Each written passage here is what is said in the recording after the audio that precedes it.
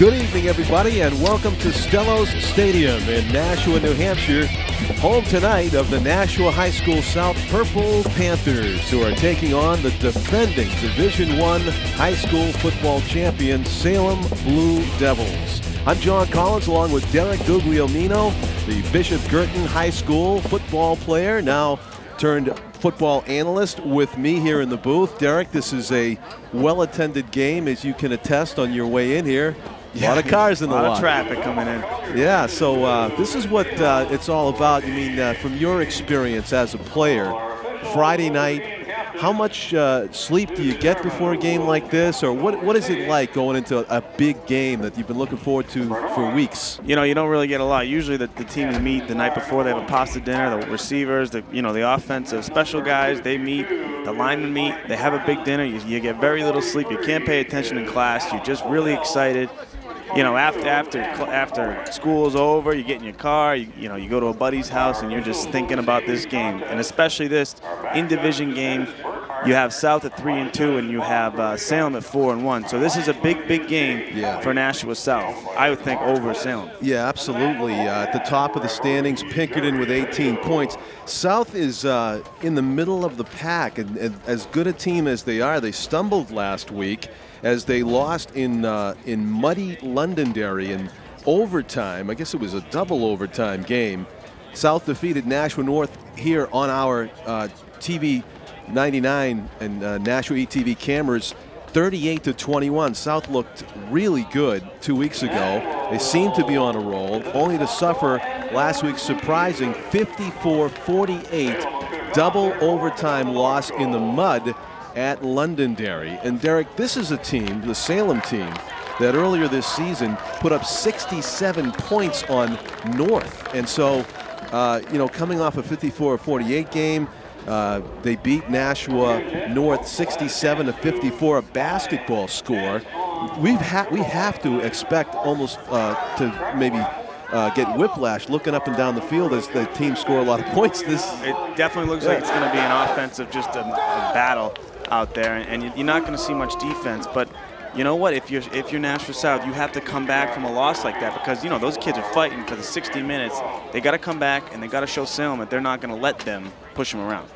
Tim O'Neill is our cameraman upstairs. He'll be giving them the wide shots from up top. Mike Janes is our handy cameraman down on the field, and we'll be bringing you some great shots courtesy of our executive producer, Pete Johnson. We are going to thank up front Bernie Campbell, the TV play-by-play man for Salem for 3 decades, who is here in the booth doing the game for the Salem home audience, for giving us some of the great stats on Salem. And one of those facts is very daunting. I mean, as long as Bernie's done these games, Derek, he says that the 2 career all-time point scorers are right here on this same team. They hold the career records in Max Jacques and Jerickson Fedrick, who combined for another 251 yards on 21 carries last week in a blowout against Exeter. They continue to pile up the points. They've scored a lot, so we'll see what happens here tonight. We have kickoff, and a flag flies as Salem fails to keep the kickoff in bounds. And I believe that means that in the pro rules anyway, I think it's first and 10 at the 40. It does go to the 40. I'm not sure how it is in high school, though. We'll get an idea here. Right away. Will they make him kick it again from deeper? I guess that's an option. It looks like they're going to make him kick it again from deeper in Salem territory. So instead of the 40, I would imagine they're going to make him kick it off from 35. Further back.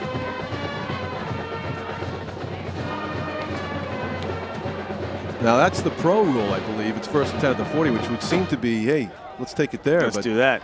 Maybe they think they can run it all the way back.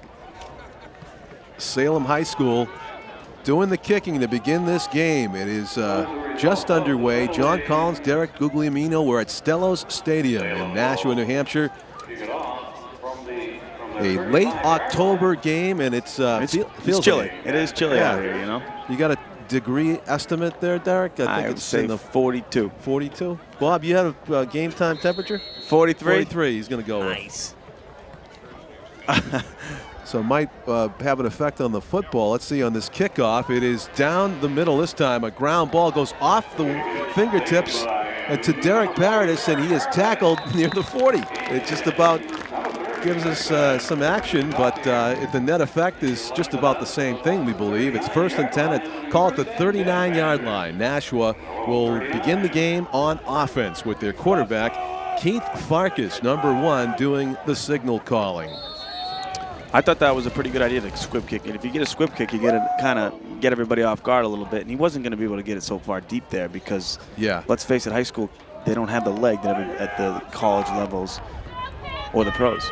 A little bit of a break for Nashua because that did go off of a player's shoulder, and unfortunately it went right to the deep back Paradis without any complications. Starting off right in the shotgun, and it's a handoff to Paradis up the middle. He's going to try to plow ahead, and he gets very little, maybe 2 yards on the play before he's tackled. Now, have you noticed all the Nashua? It looks like a lot of the Nashua South skill guys have these. Their cleats are taped in pink. Is that for the breast cancer? Yeah, it is, and it's something that we saw 2 weeks ago. So they've just kept it. A lot of them apparently maybe they like the way it feels on the home turf because it certainly worked 2 weeks ago, and we'll see what happens here tonight as they have the pink on, as Jacques said, for breast cancer awareness. 2 receivers split wide to the left, and now man in motion is McCray. It's a keeper by Vargas, but he goes nowhere. He's lost 3 yards on the play. Very speedy outside containment for the Blue Devils. Yeah, I mean, it looks like South is running a no huddle. They want to kind of catch this defense off guard. They think they have the mismatches, but I'm not sure how effective it is because it's taking a while for them to get the plays in. Right. Kind of negates the value of the no huddle offense to be waiting on the play call and giving the defense plenty of time to regather their energies. So here's the shotgun snap and a whistle before the snap. The center for South is John Beeren. Will have a lot of pressure on him to give consistently good snaps, and it's offside against the defense. So a break here early for the Panthers. Yeah, as soon as you jump, as soon as a defensive lineman jumps over that line, that invisible line, you know, sometimes in the pros you can come back, but in high school, it's a dead ball. So instead of 3rd and 13, it'll be 3rd and 8. First 3rd down conversion attempt of the ball game for either team. Nashua, of course, starting it on offense. Might throw the first pass of the evening. We'll see what happens here. Backing up from the center again for the shotgun snap is Vargas. Man in motion. He fakes the handoff and keeps it up the left slot. He's got the first down and more. Keith Vargas breaks into open space deep down the left side, and a well-designed play for Nashua. Maybe the Blue Devils were expecting the pass. Yeah, I thought that was a great fake. I even kind of fell for it. There was a receiver coming down, and it looked like a reverse, and Vargas did a great job of putting it in there and taking it out, and it was an effective run. Big gain on the play. Did I hear 26 yards on the play for Vargas, and he moves the chains into Salem territory. So just underway here. 10 minutes and change to go in the first quarter. No score, but Nashua South is on a roll. McCray, following his blocks, hits the linebacker crew of the Blue Devils and is stopped after a short gain on first down. We'll call it 2nd and 8. No passes yet, Derek. I'm a big fan of the pass. You know what? I do like this formation that they were in with the shotgun, and they had the 2 backs to his right and his left. A lot of options. McCray is one receiving option to our near right. 2 receivers split wide to the left. One of them is Paradis coming out of the backfield to line up over there. Actually, no, Paradis has the ball. He was the eye back, and he picks his way to the left side. Good stop by Salem, though, on 2nd and long. It'll be 3rd and long. Call it a gain of 2 on the play. That's being generous, and it'll be 3rd and 6. You know, just from being up here and looking down, it looks like that this Nashua South Panthers have a pretty good height advantage over this Salem team. Size up front.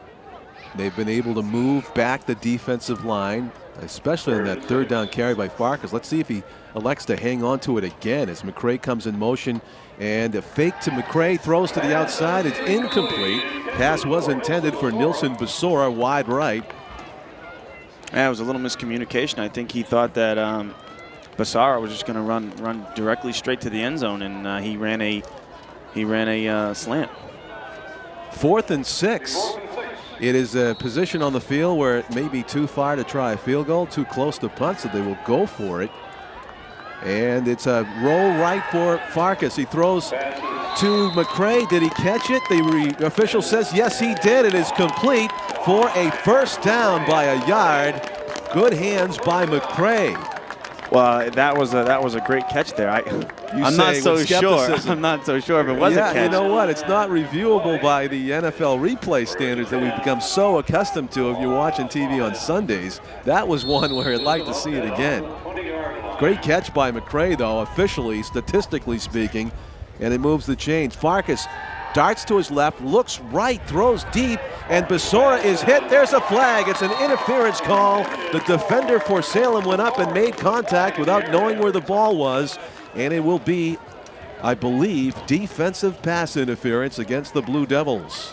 Yeah, you know, I hate making so many comparisons to the NFL, but you so often see these backs. They run up and they don't even look where the ball is, and you're going to get called on that 99% of the time. Yeah, that's instructional, though. I mean, you watch enough of the experts do it, the pros do it, you'll see what not to do sometimes, and that's an indication of not finding the ball and going up and making the contact. If you're looking at the ball and you're reaching for it while you do that, that's fine. It's okay. Yeah, that's fine. Right. Might have been a good head fake by Besora. Of course, we're about a good 80 yards from where he is, so we couldn't really see his eyes, but he might have got he might have faked that defender up in the air. 1st and 10 for the Panthers. The handoffs to Paris. He's tripped up near the line of scrimmage, however. It was 1st and goal to go from the 10, and now it's 2nd and goal.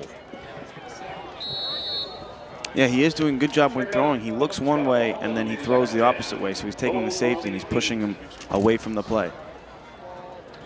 Good job of not telegraphing his intentions there by Vargas. In the shotgun, he's got Paradis behind him, and he fumbles it, and it's pounced on by Salem. Recovers. A huge mistake by the backfield of Nashua South. It is recovered by number 82 for the Blue Devils, and that is Jared Matthews. Matthews, the senior defensive lineman, had made a couple of nice tackles earlier, and it was just a case where Vargas and Paradis ran into each other and dropped the football. Well, what I was praising earlier was that he was putting it right in the gut and taking it out, and he was able to take it out. But in that case, Vargas really had a problem getting it out. It looked like Paradis might have wanted to keep it, and he just put the clamps down, and it turned into a fumble. The pitch goes outside. Salem around the corner, and first down. That's the tremendous speed that is featured by Max Jacques that has allowed him to run up an amazing career and Salem all-time point total. So Jacques announces his presence right away on first down with a first down run. And he's got that quick speed. Wow. If you can beat him to the corner, you beat the South defenders, you're going to have a big game. And he did it there. We're going to have to time that fastball if they want to cut off Jacques at the pass or at the corners. Hand off to Jacques. Now he's going to go up the middle. He is tackled by Paradis and also by number 76, Julia Rivera. Double teaming Jacques to hold him, if you can say it that way, to a 6-yard gain. They'll call it 2nd and 4 from the 35-yard line. If you just joined us, Salem stops Nashua by virtue of a turnover inside the 10-yard line. The Panthers were driving for what would have been the first score of the game, and they fumbled on 2nd and goal to go at the 7. So now Jerickson Fedrick with it, and he has a first down easily out near midfield. You know, all they're doing right now is just running the ball. You haven't seen a pass, but it's very effective, and they're running to the outside, and they're running right up the middle on them. And you will see that duo, barring any injuries, all night long. Jerickson Fedrick, who just carried it, number 32, and the junior, and Max Jacques, the senior. Ball's at the 48-yard line. 1st and 10 for the Blue Devils. We're scoreless here halfway through the first quarter. Handoff is up the middle to Jacques, and he turns into a blocking sled drill, and he gets almost 10. Oh, what a run there. Just kept his feet moving, and he had a couple blockers kind of leading the way, but that was really good. And he is a small guy. I mean, it's hard to find him in a big pile like that. That was a display of leg strength right there. You're right, he's not a big guy, but he definitely has some powerful legs on him as he was able to carry 3 or 4 would-be tacklers for an extra 5 or 6 yards. And we're going to call it second down and inches on the south side of the field. Keeping it, scrambling around, gets the first down and more up the middle as Matthew Cannon, the quarterback, carries successfully his first time holding on to the football and moves the chains. What a good run, though. He had the bootleg going left. He had a couple blockers, but the play was almost virtually dead. And he just cut it in, saw a few of the lanes, and that was a nice gain of about 11 yards.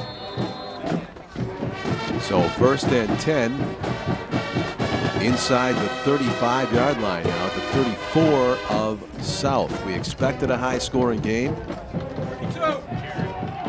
Jerry has it, and he is stopped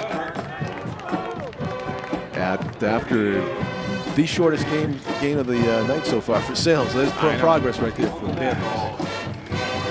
Still no pass play. His full name is Jerickson, like Leif Erikson with a J in front of it. That's his first name. His last name is Fedrick. So they call him Jerry. And Jerry Fedrick carries up the middle for a gain of 2. Second and 8 for the Blue Devils. Ball's at the 33-yard line. Man in motion left to right. Up the middle is Jacques. He is swallowed up after a gain of 4 or 5 on the play. It'll be third and short for the Blue Devils. 3rd and 3, let's call it. Yeah, right now their offensive line is really winning the battle right off the. They're hitting their blocks. They're seeing who they have to hit, and it's really working for them. They're accustomed to scoring lots of first-half points. We're scoreless so far, though, with 4.5 minutes to go in the first quarter. A tight offensive formation for Salem, who have strictly run the football as they do here, and tripped up near the line of scrimmage. I don't think he made it, Derek. I think he got tripped up, and that was on the carry. That was Fedrick. Yeah, and they're going to go for this one. Yeah, not even a hesitation. They've been averaging pretty close to 10 yards a carry until this particular set of downs here, as Nashua South's defense trying to put up a stand here in their own end. It is 4th and about 3. He's going to throw it. Throws left and wide open for the completion. Chance to go in at the 5, driven out of bounds.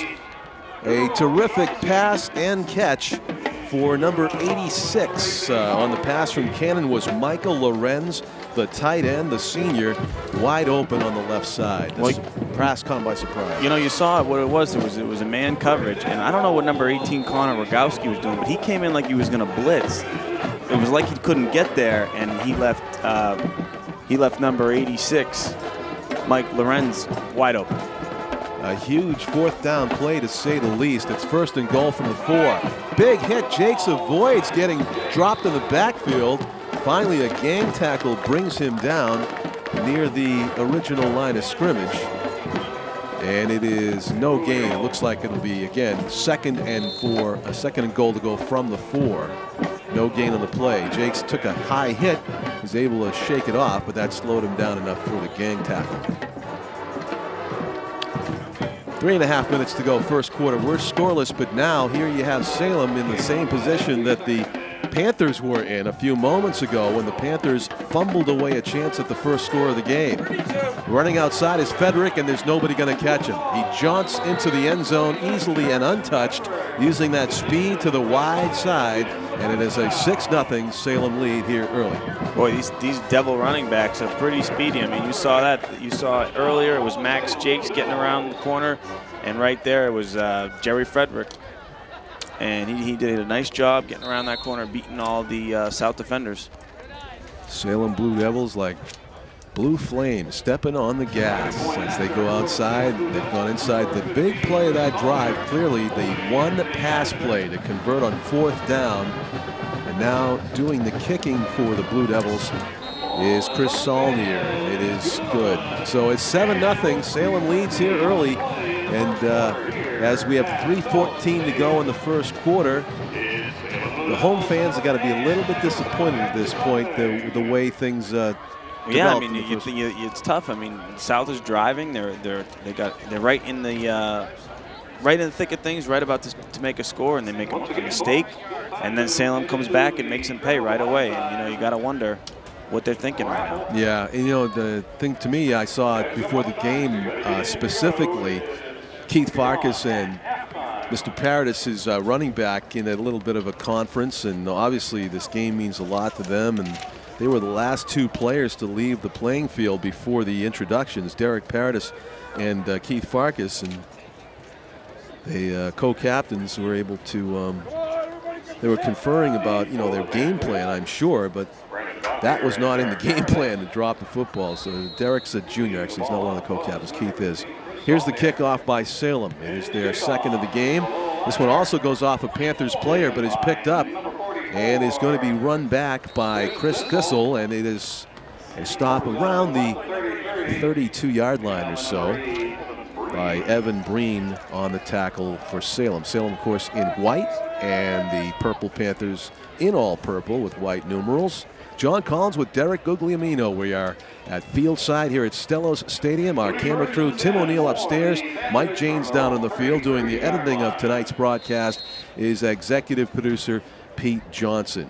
And Pete, I'm sorry I missed the open house yesterday at the, but you gave me a personal tour of the Nashua TV studios. That's right down the street here between us and the South's High School, the home team.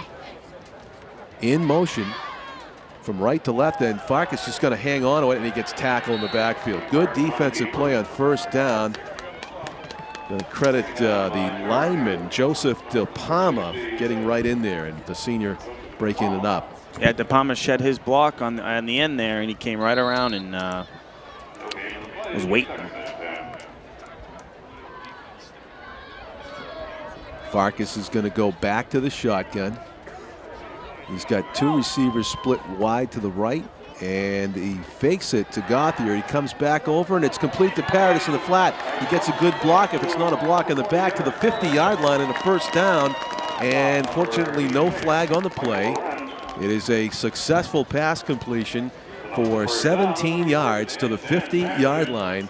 Good job by Farkas on the play fake. Oh, what a good pass that was. It was a little lob pass. He dipped it right over the end, and Farkas, it was perfect.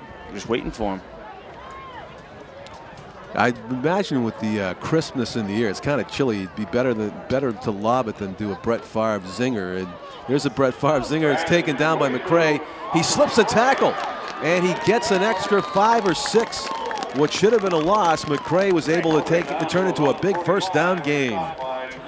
Yeah, the defensive Blue Devil, he had that read perfectly. He was going to wait there for him, and McCray made a good move and was able to shed the tackle.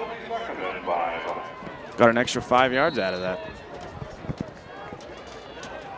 So the no-huddle offense, South seems to be calling the plays a little bit quicker here as they have McCray and Gauthier split wide to the right. Paradis is in the backfield, and he gets the handoff. He spins away from number 60. Again, De Palma was in the backfield and disrupted that running play. It'll be 3rd and 5. 2 minutes even to go in the first quarter. Salem leads Nashua South 7-0. Nashua South was driving for what would have been the first score of the game, but Farkas ran into his running back Paradis. They dropped the football inside the 10. Salem recovered, and they drove the length of the field. It was a 93-yard drive for a touchdown for Salem after gaining the turnover. Up the middle they go. Paradis is wrestled to the ground just short of the first down. Oh, wow. Here's a decision right now. Yeah. It looks like they're going to go for it. It's again that part of the field, Eric. I guess it's kind of close to punt, and they're going to go right ahead and hand it off. And Farkas makes the good move to hold on to it. He sprints up the very middle of the field, and he's dragged down after a huge gain of about 30 yards. Keith Vargas made the best decision of his at least the game, if not the season, by holding on to that ball instead of giving it to Paradis, who was tackled immediately. Yeah, Paradis had a guy right on him, and Farkas made a great decision, and it almost looked like a busted play, and then he just exploded out of there.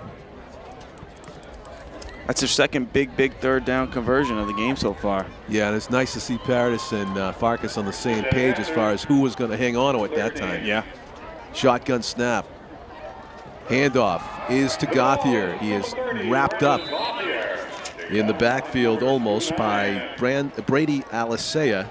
The senior linebacker got right in there and disrupted the play. As we're under a minute to go in the first quarter. It'll be no gain, so it'll 2nd and 10. The ball is at the 13-yard line.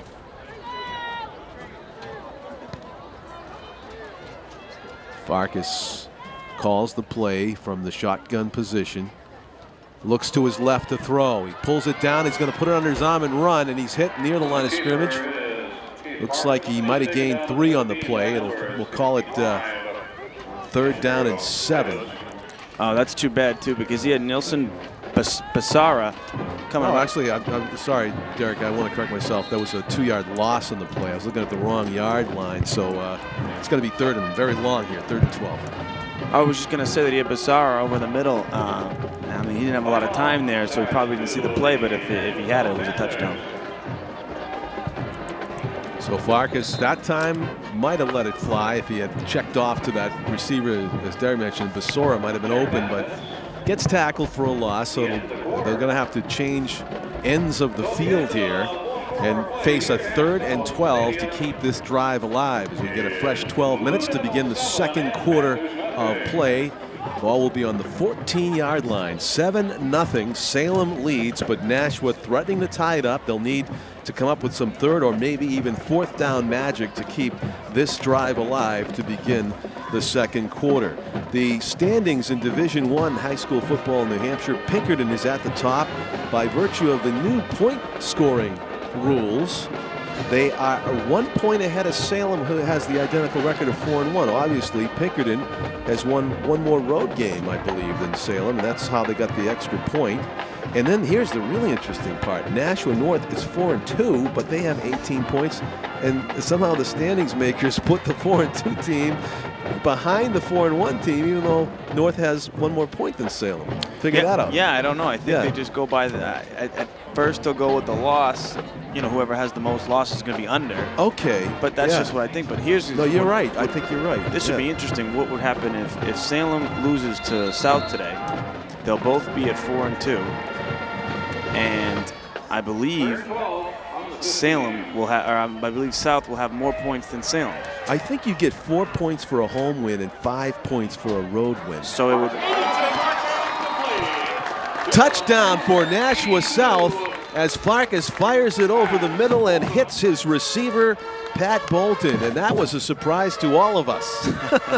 The first play right out of the gun here in the second quarter only took 8 seconds as Farkas goes up top and hits Bolton in the end zone, and I believe that's the first time I call Bolton's name for a reception, not alone a touchdown. So a well thought out play by Nashua South caught Salem and the announcers by surprise. Yeah, that was the play calling is really speeding up here for Nashua South. Yeah, they knew exactly what they wanted to do in the opening play here of the second quarter. So just like that, what happened? It looks like it was.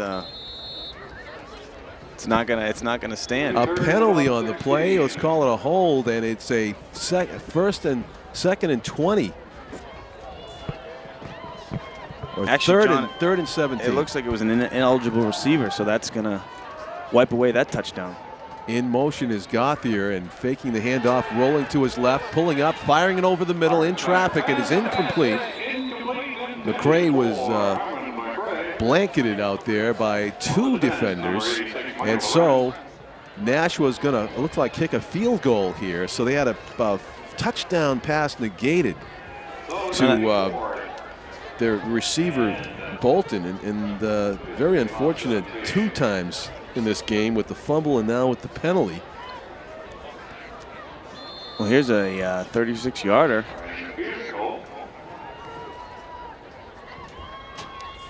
The kick is a line drive through the uprights, and it's good. A field goal with authority by Chris Dennis for Nashua South. That had enough leg to be good for another 5 or 10. So. Oh yeah, oh absolutely. That was a nice kick, man, right through the uprights, and you could really see a confident kicker in high school right now, and that definitely was. I mean, sometimes these kicks kind of just barely make it through, but that thing was moving. 7-3 is your score, and only 22 seconds into the second quarter of play. So we really expected a very high-scoring game. Hasn't been that much of a high-scoring game. There's been a lot of stops and starts on Nashua's offense. Been a couple of missed opportunities by Nashua right now, but you know, you got to give credit to the Blue Devil defense, they've been coming up big. Yeah, strategy and execution are going to play a big factor in who wins this one. Right now, it's very much up in the air as Dennis will do his first kickoff of the night from his 40-yard line. These two teams look very evenly matched at this point to the naked eye as we call this game at Stellos Stadium. It is a long line drive, and it's going to go into the end zone for a touchback. So Dennis showing off that leg again.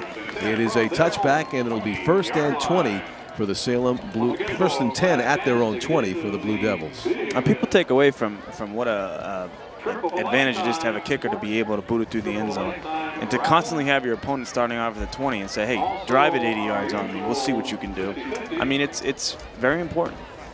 Head coach for Nashua South, of course, is Scott Knight. The assistants, Al Neville, Kip Jackson, Nick Audley, Matt Froment, Colin Scoggins, Ray DeRusha, Bill Monson, Brandon Lilly, Mark Belanger, Ben Fralin, Brett Wilcox, and Lauren Gaudette.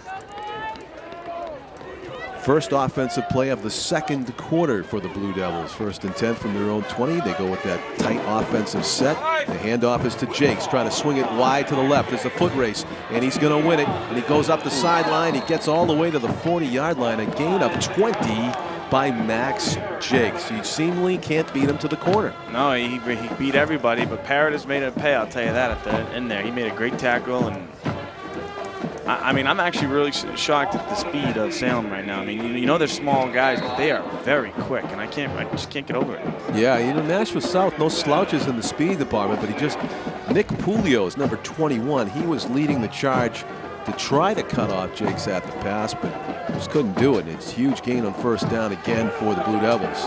Trying to use some brute strength that time was Fedrick, and he ran into, appeared to be Jeff Carmona on D for the Panthers, who was able to stop him after a 3-yard gain. It'll be 2nd and 7. You know, I actually like this style of offense by Salem. What they're doing is they're just putting 2 guys through the hole and having the backer run right behind him, whether it's the guard or the fullback or even one of the running backs. They'll be there first, and then the running back second. Cannon fakes the handoff to one, gives it to the other, bouncing off the first tackler, then getting gang tackled after a short gain of maybe 2 is Jacques for one of his shortest runs of the night. Dan McCormick leading the charge for the Purple Panthers and the defense in the middle. Salem's shown they will throw the football, seemingly reluctantly, but they have put it up. 3rd down and 6. Ball's at the 44 of the Blue Devils. It is a 7-3 Salem lead as they try to keep their drive alive here early in the second quarter. 3-step drop and a throw up top and complete for the Blue Devils for a 1st down into Nashua territory. And a fumble recovered by Nashua's Nick Pulio. So the hustle and the hard work by Pulio on the right side pays off. The first turnover of the game by the Blue Devils and a break for Nashua. I mean, that's really tough for Salem. Mike Lawrence made a great catch right over the middle, and you know, he's got to go down. He wasn't going to get anywhere. He was trying to get some extra yards, and South just stood him up and stripped the ball right from him. Heads up play by South to take the ball away from the receiver and get a big recovery at midfield. 1st and 10 for Farkas and his offense. His receiver split wide left and right, but he hands it up the middle. Paradis squirts through, and he's up past 1st down marker and more. A gain of about 15 on the play for Derek Paradis, and he's all the way to the 35-yard line. 1st and 10 for the Panthers. Boy, the Blue Devil defense did not get a lot of time to catch their breath. And again, they won't have a lot of time. The handoff to Paradis again, going right back to the well. And he is, actually, Vargas held on to it. He fooled me. Yeah. Vargas with the keeper, and Paradis dove in. He took about 3 tacklers with him, and Vargas was tackled after a nice healthy gain of about 6, or make it call it 5, 2nd and 5. Paradise up the middle, and he's got a first down, I believe, if he's inside the 25, and he is. That'll move the markers again. Lightning fast offense by the Panthers. Yeah, well, you know, this defense didn't get a lot of rest, and they're showing it. They're a little sluggish getting the line. Wow, they're right back up there. This is like watching a pitcher that takes no time between pitches. Paradis up the middle, and he's able to get at least 5 yards and more on first down. You know what? But you're not seeing it. You're seeing the play call is. They're not even looking back for it. No, they're not. It must be audibilizing this entire sequence. Vargas is going to hand it off to, no, he's going to, Vargas has it. And it's one of those things where Paradis keeps drawing tacklers and Vargas picks up an extra 3 or 4. Boy, he's got a great hand up. He's got a great fake. 3rd and a couple of footballs. Paradis has got it, and he's dragged down after another big gain. You wonder if Paradis is running out of wind, because he has just been, it's almost like a relay race out there. Well, I think the coach, he planned on this, and I think he had his whole team, you know, running and doing the type of conditioning that he had to do to be able to run this quickly. For the first time in a long time, Vargas looks to the sideline to Coach Scott Knight to see what the play call might be, or maybe he's just called 4 plays again. 8.5 minutes to go in the first half. Salem trying to drive for the lead score. Vargas is dragged down near the line of scrimmage. It was a 1st and goal to go from the 10, apparently, according to our scoreboard. And that is a short gain on first down. So in the red zone, needing to go the full 10 here. Call it 2nd and 8. Vargas is going to hand off to Paradis right up the middle. He takes the pile with him inside the 5. Oh, here we go. Big 3rd down. Yep. Nothing fancy, but it's working. But it is. It's just very good, effective running. Right back into the set. Throwing to the left. It's complete. Gauthier falls down, though, after the reception. He's maybe down to the 2. You know, that's unfortunate. He lost his balance because it really wasn't a tackle. It was just losing his balance, and it's 4th down now. No, it was a really good block set up by the tight end, Stephen Choate.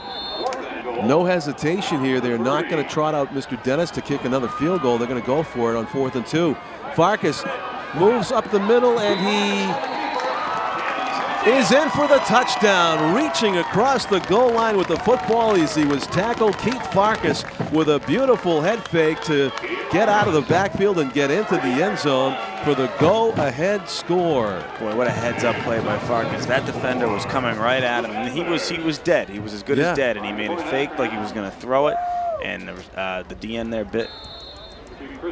So Friday night at the Improv for Keith Vargas to make that move and turn what would have been a loss and a turnover on downs into a touchdown. Dennis with the extra point, and it is a 10-7 Nashua South lead. We have ourselves a very good ball game right now. 7:22 to go in the first half. Boy, what a good boost that was for South. They get the fumble, they say, okay, we got one now, and they drive it right down the field, and they convert a huge 4th down. I would have probably brought up the field goal unit, and you know, you see the kid's leg, and just you see how kind of the defensive game this is right now, and say, okay, hey, we'll make a stop after this. But you know what? They made a gutsy call, and it paid off. So it's now Chris Dennis kicking off. He was able to get a touchback last time. Salem fumbled near midfield, and Nashua made them pay, just as Salem made Nashua pay for their fumble near the start of the game. There's the kick. It is down to the 5, off the fingertips of the dangerous Mr. Fedrick, and it becomes another touchback. Yep, another touchback. Drive 80 yards now on me. That's what the Panthers are saying. Some players wear gloves, some players don't. Yeah, I mean, it's. What do they make now? You didn't wear gloves? No. Yeah. No, I don't know. I just. They have new technology all the time. They do. I mean, some people like it and some people don't. It's you know, I don't know. If you don't get a feel for the ball with the gloves, I feel like, you know, they just stick. Right. It's like batting gloves in baseball. They don't make them like with little tiny suction cups on them or anything like that? Well, some of the catches people make you think they do. Up the middle, and that's Fedrick, and he draws a few tacklers just past the line of scrimmage. So Nashua doing a decent job there of bottling up the dangerous running backs for Salem on first down. It'll be 2nd and 7. Ball at the 23-yard line of Salem. Salem ran wild on Exeter last week. They have found out that Nashua is not that same Exeter team, of course. This is a tight game right now. That's Jacques, and he is bouncing off and trying to go around, and even the great Max Jacques, he fumbles out of bounds, it looked like. He did, but it was out of bounds, so it's not a turnover. And that even the great Max Jacques, if you hesitate that much, you can't beat him to the defense to the corner. Well, his coach is going to be very upset with him because you know to always run straight. You run right, you know, you never kind of backtrack. You always run forward because that's the worst thing you can do. The coach doesn't understand an artist. Yeah. He's an artist at work. Well, that wasn't a very good picture then. I can imagine him telling that to Coach Jacques, who's in his 2nd century of wins right now, 111 wins against about 60 losses. He's got like a 700 win percentage, so he's not going to have any of that. Cannon's going to throw a cannon shot down the middle, and it is off the fingertips of Jacques. And boy, did he put the track speed on display there. He was ahead of the field, and he just could not put it away. Oh, that is one that you would like to have back there. How about the touch on that pass? Very good, yes. Right there. Wow, huh? That was a touchdown. Beautifully timed pass, but unfortunately for Salem, off the fingertips of the intended receiver. And instead of watching Max Jacques sprint the length of the field, Nashua's home team fans breathe a big sigh of relief and watch our very first punt of the game here by Salem, by either team. Boomed away, just away from the fingertips of the would-be blockers. Michael Lorenz did the punting for Salem. Turns into a pretty good punt after that roll. And it's going to be 1st and 10 for South at the 31-yard line. That's about a 49-yard kick right there. Nice net gain for Salem. And a very encouraging defensive stop for the Panthers. 6:20 to go in the half, 10-7. South leads with the chance to get their biggest lead of the night. They trail 7-0. They kicked a field goal and backed it up with another touchdown, their first touchdown, 10-7. They're trying to add to it. Vargas back into the shotgun where he's been all game. He has McCray in motion. He's going to hand it to Paradis up the middle, and he's through the middle before he's finally hit by the linebacker for Salem after a healthy first down gain. Right now, Nashua North, they need to make a statement, and they need to make a big score right here, make it a 10-point game, and kind of knock the wind out of this Salem team. Vargas calling the signals, hands it to Paradis, bangs into a couple of tacklers right away, however, including number 51, Daniel Stacy. The junior defensive lineman was in the backfield to make a pretty good hit. Gain of 1 on the play, if that. It'll be 3rd and a long, 2 short 3 for the Panthers at their own 38-yard line. You're watching Nashua's ETV broadcast of Nashua South versus Salem. Salem, of course, in the white jerseys and South in purple. Faking the handoff, and the pump fake wide open down the field. He stops and he catches it, and down the field goes Basora. He is just stopped at about the 7-yard line. What a great fake. The pump fake sold it, and Basora got open down the sideline behind the defenders. He actually had to stop and catch that one, but it was making sure. Yeah, well, they've been looking for that play all night, and it was a great play, and it was a great play by Basora to stop and come back and make the catch. And he's a speedy guy. He almost got away there.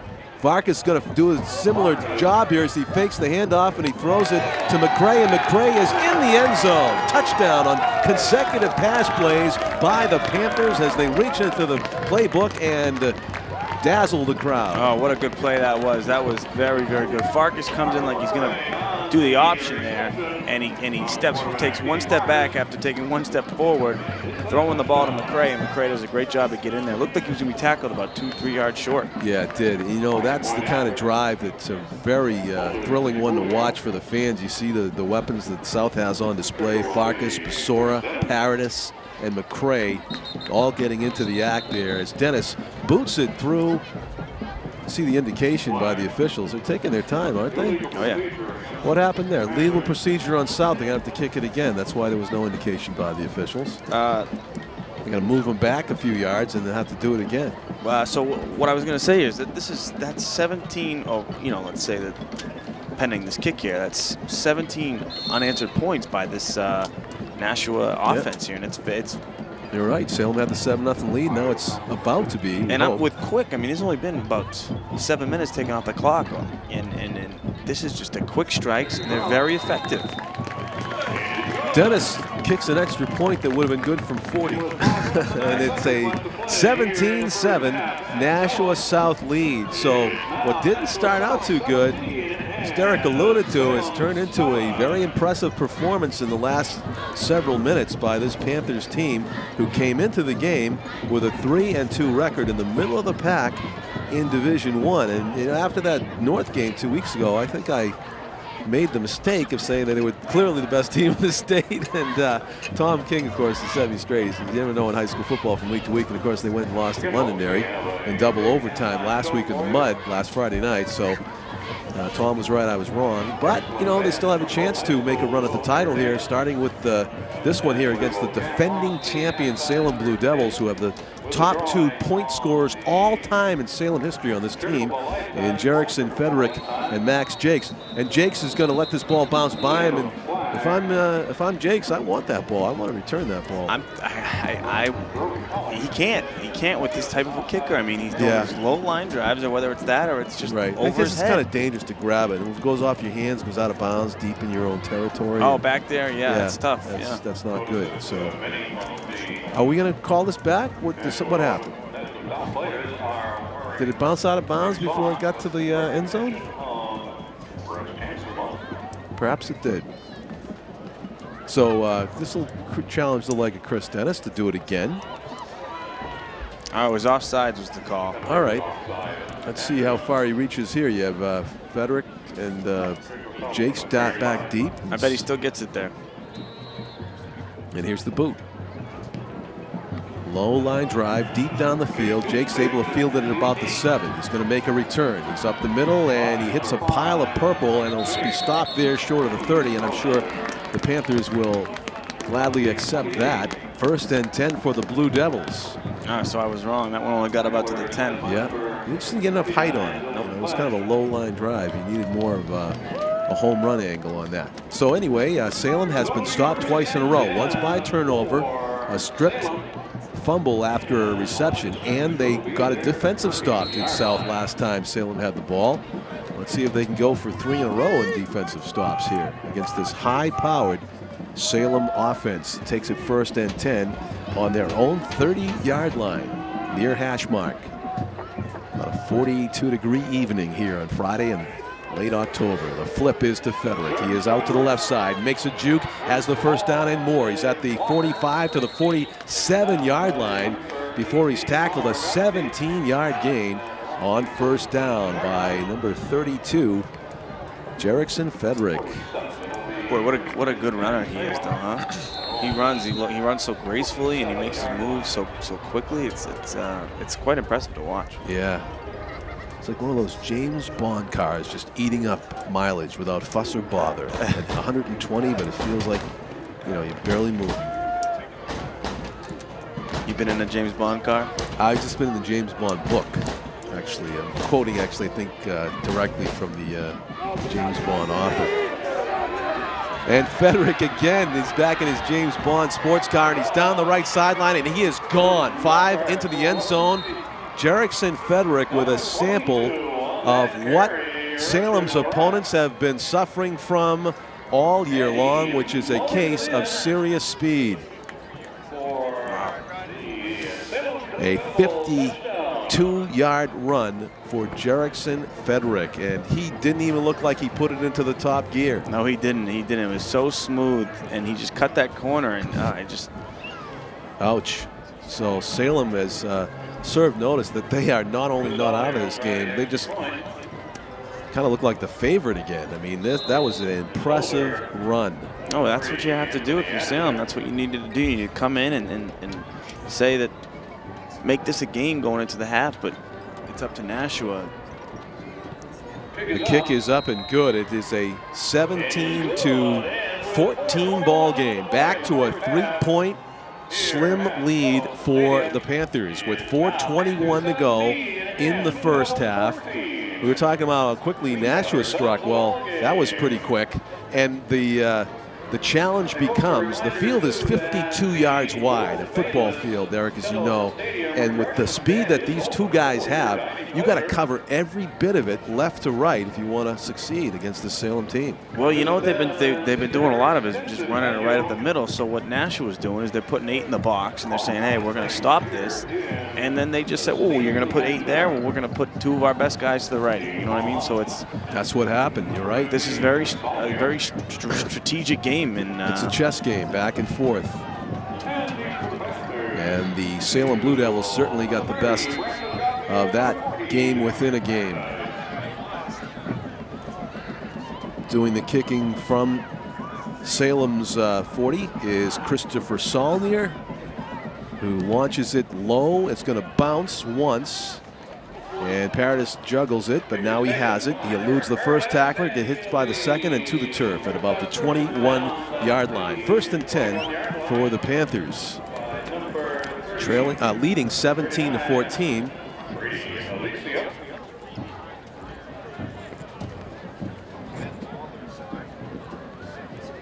So I think coming in here right now, we're going to see South kind of try to regain the clock. Maybe put a nice methodical drive down the field and kind of take the lead going into halftime. That would be the ideal, wouldn't it? To eat up all 4 minutes and 17 seconds and not give the ball back to Salem while scoring. So that's the game plan. Let's see if they can execute it. Long snap count here by Vargas. He is going to keep it. Jukes around one defender, and he's in open space. Hits the linebacker flush on the shoulder pad. Making the tackle was Micah Dion, but a nice big first down gain moves the chains by Keith Vargas. Think that Vargas will get fined for putting his head down? Well, you know what? It was shoulder pad to shoulder pad from the binocular view that I had. So it was nearly a head clacker, but they were off. Just McCray up the middle, and he wills his way for a gain of about 3 or 4. So, you know, as they're doing this, they're running the ball, which is good, but they're still running the no huddle. Yeah. They must love the matchups they have. There's a drop, and it was intended for Brandon Gothier near side. I think he just took a peek up the field before he secured it. Seemed to be right where Vargas wanted to throw it, about hands high, leading the receiver. So quickly, it's 3rd and 6 on the near hash mark. Backing up, a 3-step drop. Vargas going to launch it down the field, wide open and complete. And unfortunately, stumbling to the turf was Gothier, but he was all by himself down there. And another perfectly thrown ball by Vargas. Maybe he could have put a little air onto it. But you see a guy that wide open, you don't want to like chance it. No, they both got a little antsy there, and that was, it was a good play. It was a very good play. It was Gothier though who kind of made up for that drop before. Yes, sir. Up the middle goes McCray. Another big gain on first down for the Panthers. They have this Salem defense reeling on their heels, and it's a gain of 7. Second down and 3 here. Now they're not at all eating up to 4 minutes. It's been like 1 minute. They've gone half the drive now. A fumble. Vargas looks like he's trying to recover it, but he's not going to be able to do it. It's Salem's football, a dagger. And now Salem has nearly that whole time segment we were talking about, 3 minutes and 15 seconds. They recover, 3:15 left to go in the first half. McCray upset with himself. Well, I don't know what he was doing. I mean, he got the handoff, and he had the handoff. He had the ball, and it wasn't like he even knew he had the ball. And then it just dropped. They both stopped and looked at each other, and Salem ball. Wow. Second fumble of the night for the Panthers. Blue Devils have one also. And it's cost both teams each time. They've coughed up points after the turnover. Back to pass, Cannon. Wide open. Down the field and ahead of the field, and it is complete. A fingertip grab. He was able to hang on to the football. Way behind the Salem, the Nashua defenders was Ryan Nichols. A taste of Nashua's own medicine there. Oh, and you know, on the long pass. What can you say? He was wide open there. It must have been just a coverage mishap. And, yeah. It's almost like the defenders don't believe the quarterbacks have enough arm to reach these guys, and they do. If he let him a little bit further, that was a touchdown. Under 3 minutes to go, first half. Salem with the ball. Fedrick is stopped momentarily at the line, now driven to the turf after a very short gain. Forward progress might give him a yard. It'll be second and 9. Ball's at the 37-yard line. Our first time out of the game is called by the Blue Devils as they put the brakes on the clock. The way this offense operates, and the same thing for Nashua, 2:45 is plenty of time to go the length of the field. Right now they only have to go about a third of it. They're at the 37-yard line. It'll be second and 9. This reminds me of a Madden game I've been playing. It's just where you play somebody and then it's just touchdown, touchdown, touchdown, pick. It's a lot of intense offensively minded playing here. It's but you know what? At the same time, there's a lot of sloppiness going on right now. Yeah, it's a game that seems to favor the offense, but those turnovers, wow, that's been a big story in this game. Nashua South twice looked like they had some points in the offing and coughed it up. Of course, Salem's fumble was at midfield. Nashua's fumbled twice well into Salem territory. Once was right inside the 10. So it's cost them a lot of points. They do lead 17-14, but Salem is trying to drive and take the lead. The hit is put on, and Jacques not able to turn the corner. At least on that side of the field, Nashua's pursuit has succeeded in keeping the Salem running backs from getting around the corner on that side in the second quarter. We saw Jacques do it earlier. We saw, of course, Fedrick rip off that 52-yard run for a touchdown on the near side. 3rd and 8. Well, that was Mike Brennan on that tackle, and a good tackle there, making it a long 3rd down, and something that this is a huge stop for Nashua. Cannon's right under center. He's got Jacques in the backfield. Fedrick's in motion from left to right. He's looking to throw to Fedrick, and he has overthrown him, and it was nearly picked off by Nashua. Looked like the defender on the play had his mindset on drilling the pass catcher, and that was Connor Rogowski. Yeah, if Connor just looked up, he would have seen the pick. He would have been in the end zone before I'd be finishing this sentence. You'll see that on video later. Yeah. But is that something you can make an adjustment when you're playing Madden? Like you see that pick, that ball? Yeah, you can. Yeah, you can. I can switch to the guy. So if this was Madden, you would have been gone too. Huh? I might have dropped it. Big 4th down play here. 4th and 8. Another timeout. Oh, timeout, exactly. And it's not, you know, you walk in the field and say, oh, 2-minute warning. No, it just happens to be exactly the 2 minutes mark for Salem to take this timeout. The irony, though, they took a timeout with 2 minutes left. If they don't make this, South actually has some time on the clock to work with. Yeah, and they got 3 timeouts too to work with. Right. And it's, you know, it's like 5 minutes. Another. I would have thought they would have punted here because, let's say you don't get it. I mean, you got 7 or 8 yards to go. Mm-hmm. You don't get it. I mean, this is good field position for South. You already saw that they have a good field goal kicker. I mean, they only have to reasonably get about 35, 40 yards. True. Yeah. And they can do that, and they've been doing it at will, really. So I would kick this, pin him back, but it's not going to happen, and that's why I'm in the booth and I'm not on the field coaching. Yeah, but Joe Paterno's listening, and you might have a job tomorrow.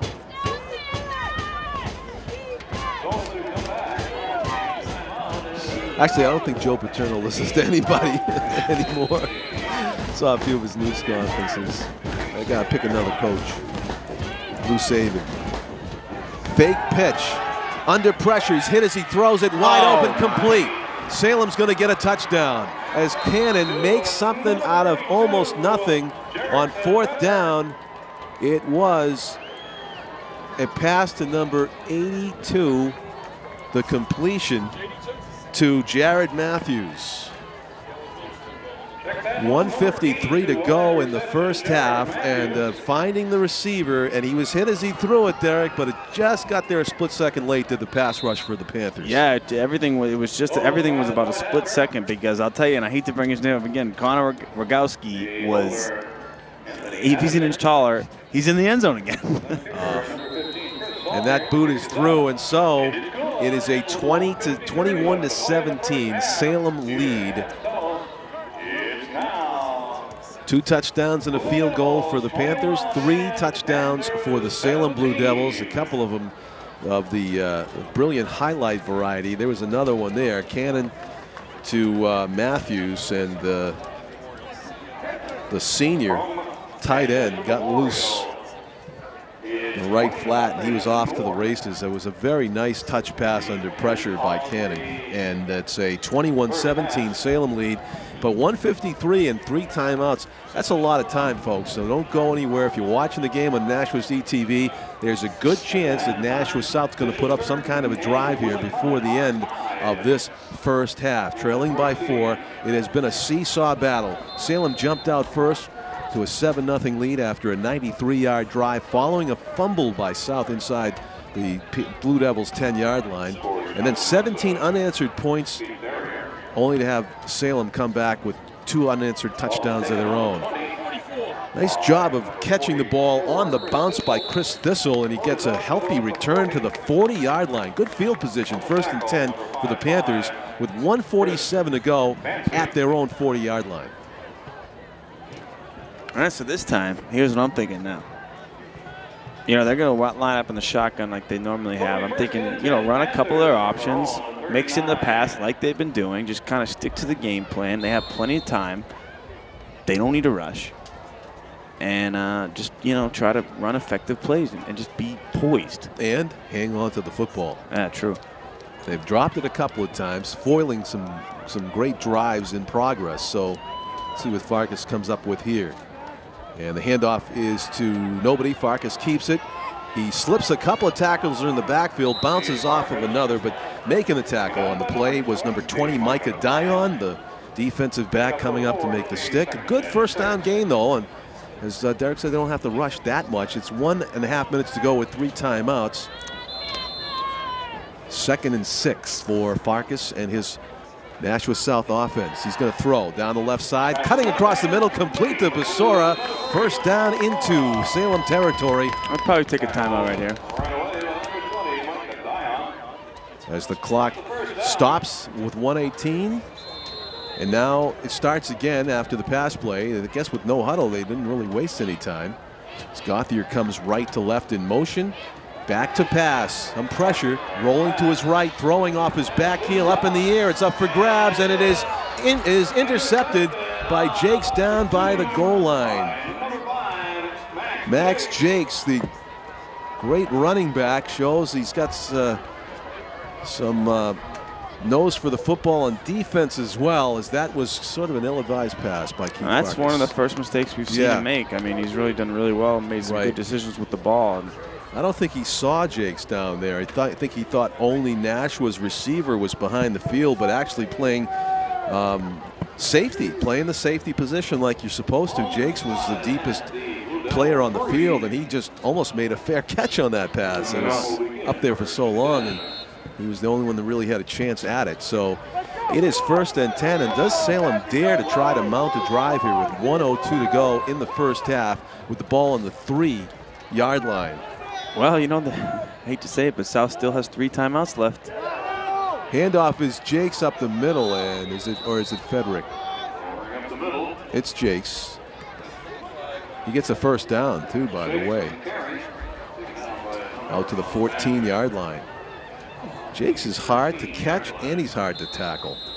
He's going up the middle. He's got those strong legs that he uses. He's hard to see. Hopefully you can see him on Nashua's ETV. He's number 5. He's angled to the right the tight end on the right side. And getting the handoff is Fedrick. He's going to try to cut it to the left. He's still on his feet, spinning away from 3 or 4 would-be tacklers, and he gets it out. He ran about 20 yards, but he gained only 5, I think. 1st and 10 it was, and actually, no, he did move the chains. He gained 10. So it's 1st and 10 for Salem. Ball's at the 25-yard line. 30 seconds to go. They're going to have to throw it if they want to go the length of the field, unless barring another spectacular jaunt by Fedrick or Jacques, and it's going to be a run by Fedrick, and he's going to get wrapped up this time. I think he was tired. He had the he had some room on the sideline. He had the opening. Yeah, but he just didn't want to. Maybe just lost some gas. He's already gained over 100 yards in this half. So I think they're just going to let it run down. That is it. You're right. So Nashua South unfortunately ends the half with some timeouts in their pocket and a lot of disappointment about turning the ball over. 2 fumbles and an interception that's played a big role in the halftime score. Yeah, I hope they go in there South. They need to kind of calm down, fix their problems, their turnover problems, and kind of just make better decisions. One with the football and one holding on to it. You know? That's Derek Guglielmino. I'm John Collins. We are at Stellos Stadium in Nashua, New Hampshire at halftime. Our camera crew, Tim O'Neill and Mike Janes. Our executive producer, Pete Johnson. Another exciting half of New Hampshire high school football still to come. The score after 2 quarters. Salem 21, Nashua South 17. Second half action upcoming on Nashua's ETV.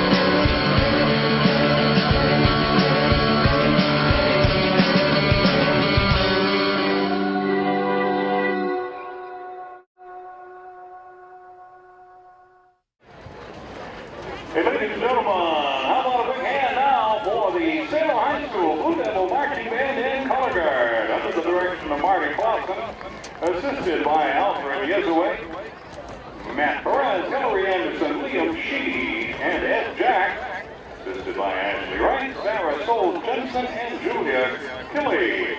The percussion section is instructed by Scott Heiser and Edward Nordengren, assisted by John Field and Alexa Moore. The color guard is instructed by Angela Kulon, assisted by Natalie Kubler.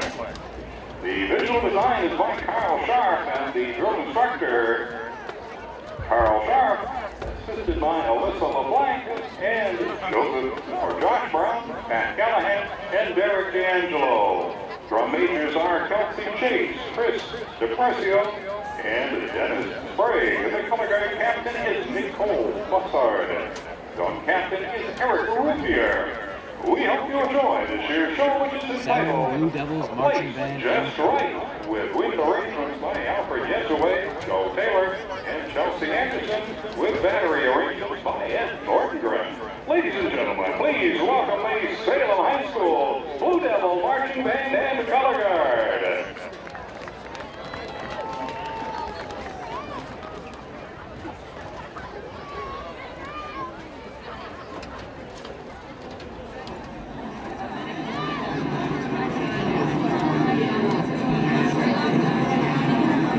Mexico, China, Nigeria, Finland, Costa Rica, Vietnam, Scotland, Colombia, Lebanon, Portugal, Dominican Republic, Poland, Puerto Rico, India.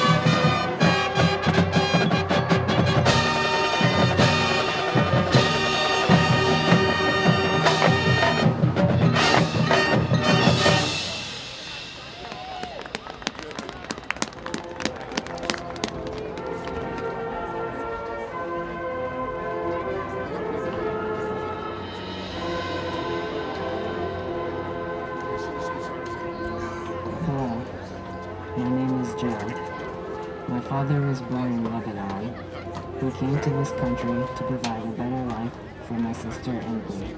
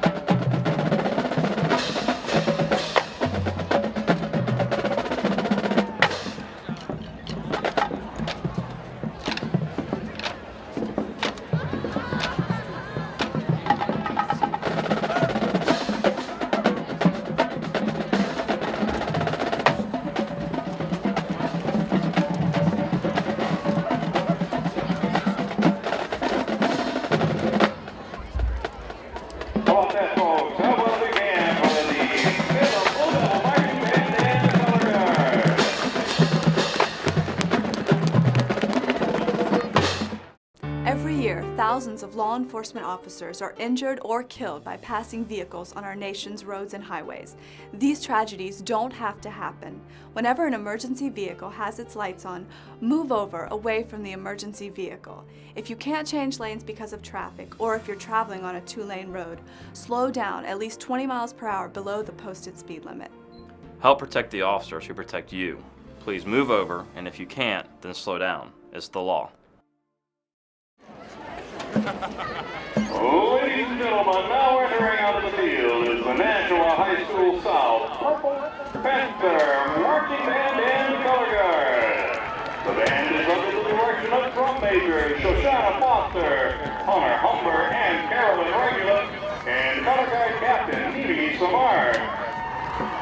The staff includes brass instructor Paul Santerre, percussion instructors Charles Davis and Kevin Gilchrist, and the band director for the Nashua Purple Panthers is Tony Coronas.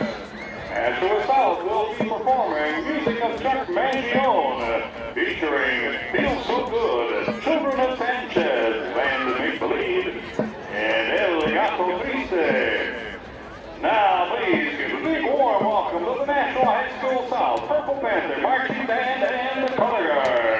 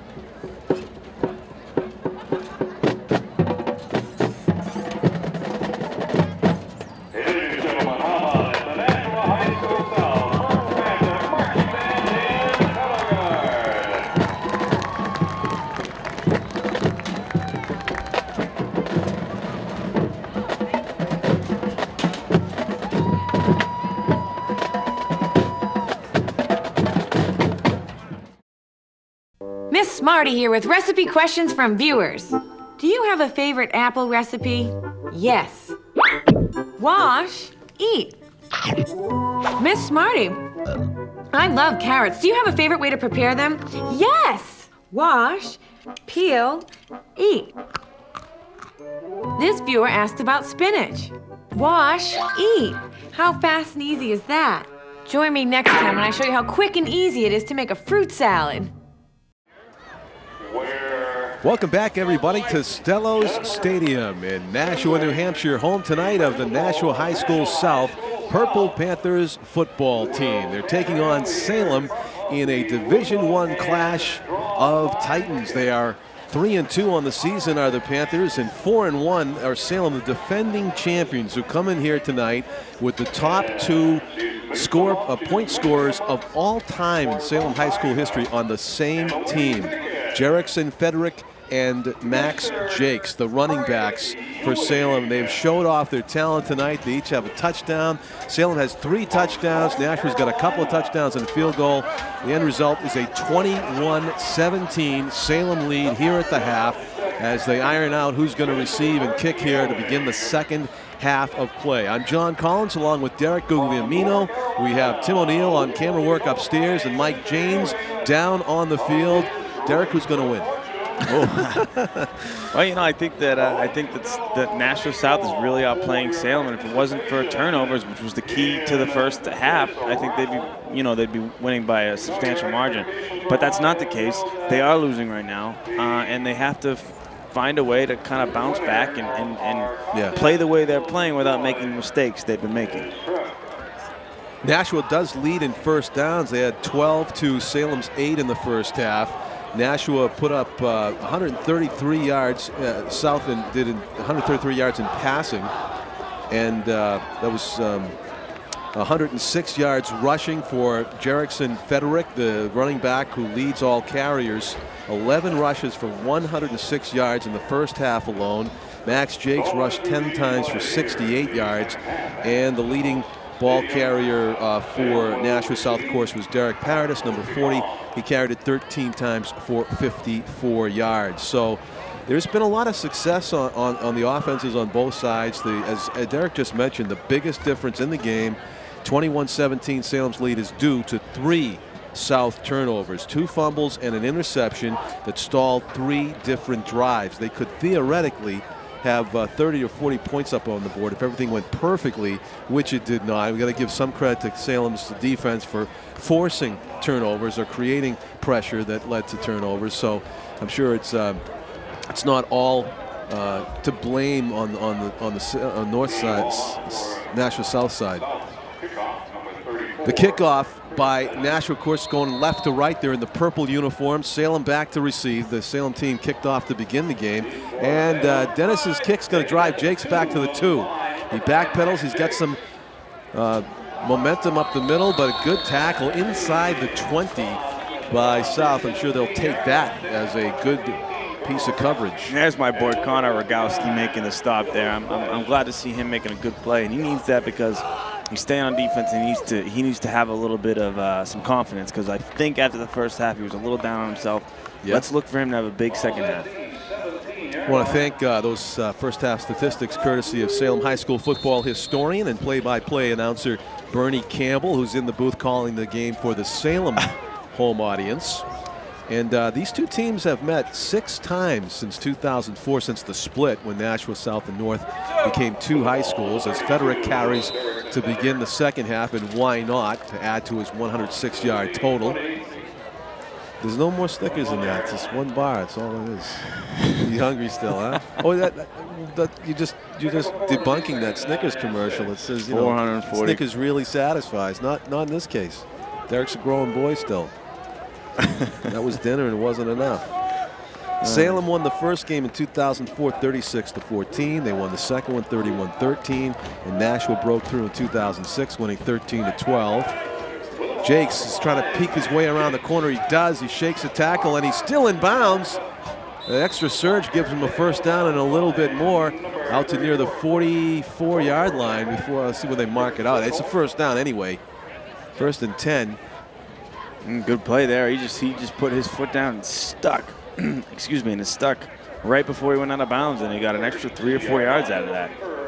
Salem won in 2007, 55-20. Nashua South came back with a win in 2008, 7-0. That was the defensive all-time struggle there. South came on the top 2 years ago, and then back off to the races again with the high point totals. Last year, Salem won this contest between these two schools, 49-35. And again, the running backs getting loose in the backfield, in the defensive backfield, I should say. That was Michael Dion with a big gain. Salem having no trouble moving the ball to begin the second half, leading 21-17, trying to add to it as they begin the second half on offense. 11 minutes to go in the third quarter.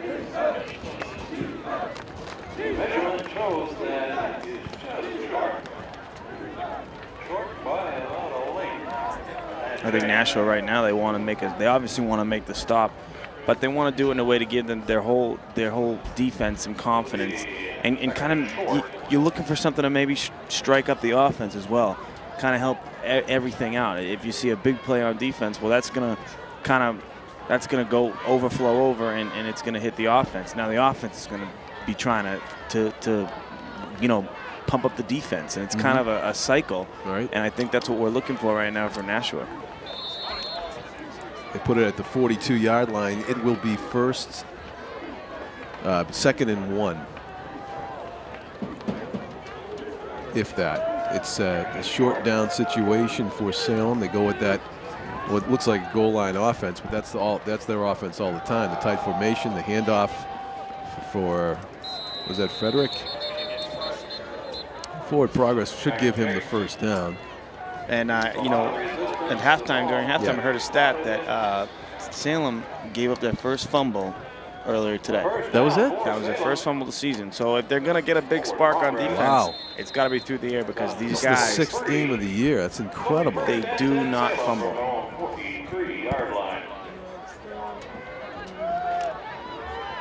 Well, let's see what happens here.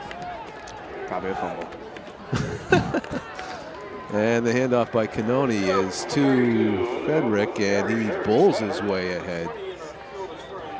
Looked like it could be stopped for 1 or no gain, and he turns it into at least 4 yards, 5 yards, make it 2nd and 5 for, we'll call it a 4-yard gain. 2nd and 6 for Salem. Just underway, second half. Salem leads Nashua South 21-17.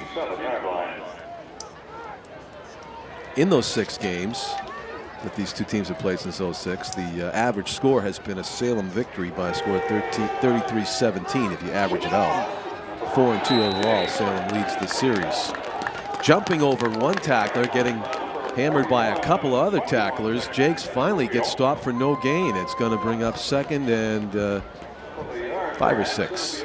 3rd and 5 or 6, excuse me, on the Salem side of the field. So a lot of momentum to begin the second half, maybe coming to a halt here for Salem if Nashua can come up with a huge defensive stop as they shuttle some players in and out. 2 men in the backfield is the dynamic duo of Jacques and Fedrick, but he fakes to them. He throws to Fedrick, open in the flat. It's complete. He slips 2 tacklers and is down to the 35-yard line. Another first down for Salem. So no defensive stop there. Just a great play fake by Salem. You can't even say anything else about it. I mean, it faked me on half of the line out on for the Panthers, and it faked the safety out. And Salem had a wide open player right there, and he caught it right in the flat and ran him extra 6 yards for the first down. As you can see, there is an injured player for Salem down on the field. I don't have the number yet. I can tell you it is not Max Jacques. I do not see Fedrick on his feet. It may be number 32. No, 32, Fedrick is on his feet. He's walking back to the huddle. It's not him either.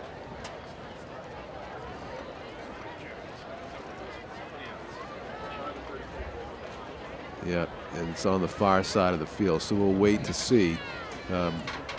Hopefully the Salem player will be able to get up with his own power, and he is able to do so. Jared Matthews, who made a touchdown catch earlier in this game. He's going to have to shake off. Hopefully just, maybe knock the wind out of him or something. 9:15 to go. Clock back to ticking again. Now the injured player's off the field. In the third quarter, they play 12-minute quarters in high school football. Salem now into Nashua territory. 1st and 10 at the 35-yard line. And Cannoni hands it up the middle. Jacques is just manhandled by about 5 Panther players, which is about how many it takes to take him down sometimes. And he gets a gain of 3 on the play. It'll be 2nd and 7. You know, one reason why Cannoni, how do you pronounce his name? Well, we said cannon in the first half, and he had a cannon. But we've taken the cannon away from him and made him into Cannoni. Because apparently, and this is the Salem announcers, they know the right pronunciation. So Cannoni is the quarterback for Salem. Hands off to Jacques. Jacques is coming near side. He picks his way through traffic. He's got great vision, you know, on top of the speed, the footwork, and the vision, and he's always constantly moving the chains, it seems like. This reminds me of the running of the Bulls in Pamplona when he starts running. Like you said, you can't see him. And it's almost like he's running among the Bulls, and he's not getting gored. He's just making all kinds of yardage. And he did it again there. He moved the chains. 21-17, Salem leads, and they're threatening to go up by more than 4 points here. Hand off to Fedrick. He's got some outside running room, and he's going for it. Tries to turn the corner. Gets dragged down out there by number 12, Ray Ramos.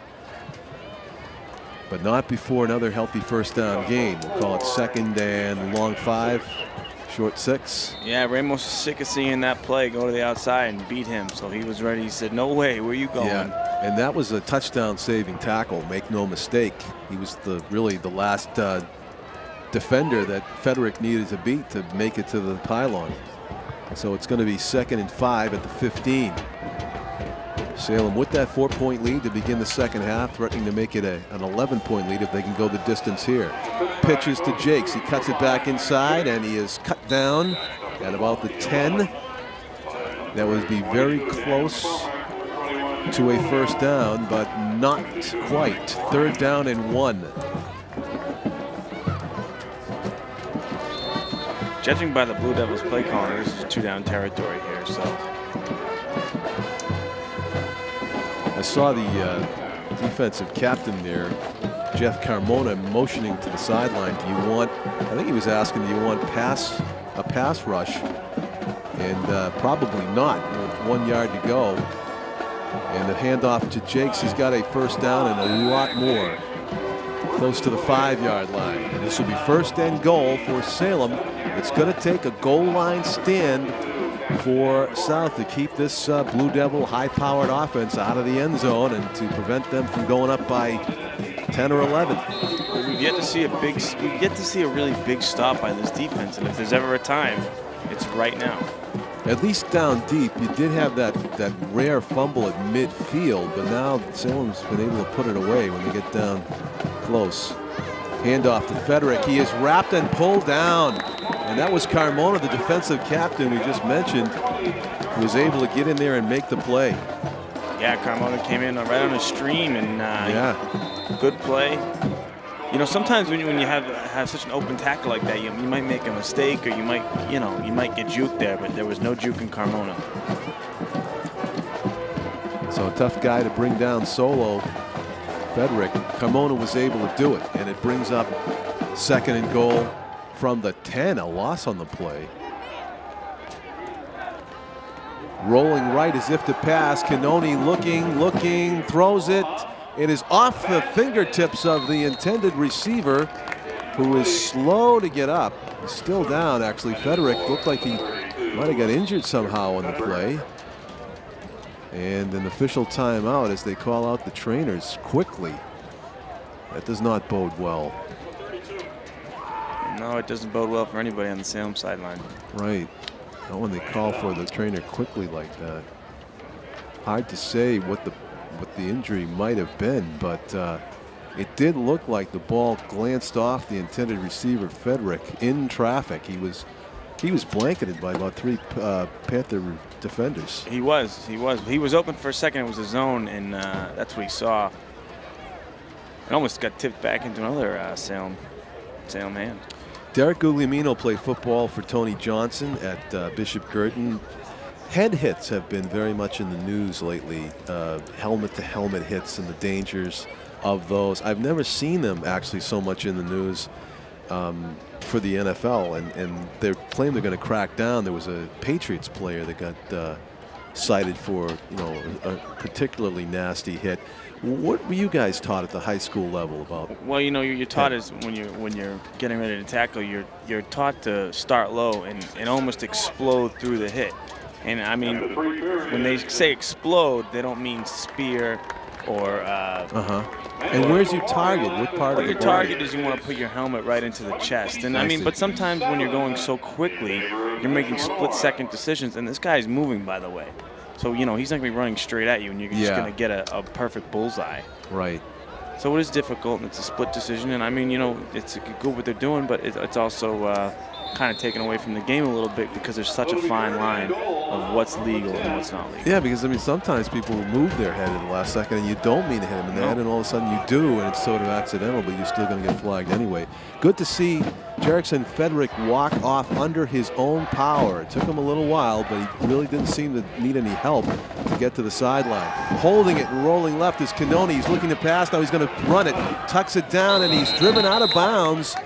Short of the 5-yard line, it looked like. A good stop as the Panther defenders strung it out to the near side. It's going to bring up 4th down and goal. So 4th and 5. Let's see what they do here. I mean, it looks like they're going to kick the field goal, and I think that's a good decision. Don't risk anything and make it a 7-point ball game. Yeah, because you want overtime, right? Absolutely. You want to even it out again.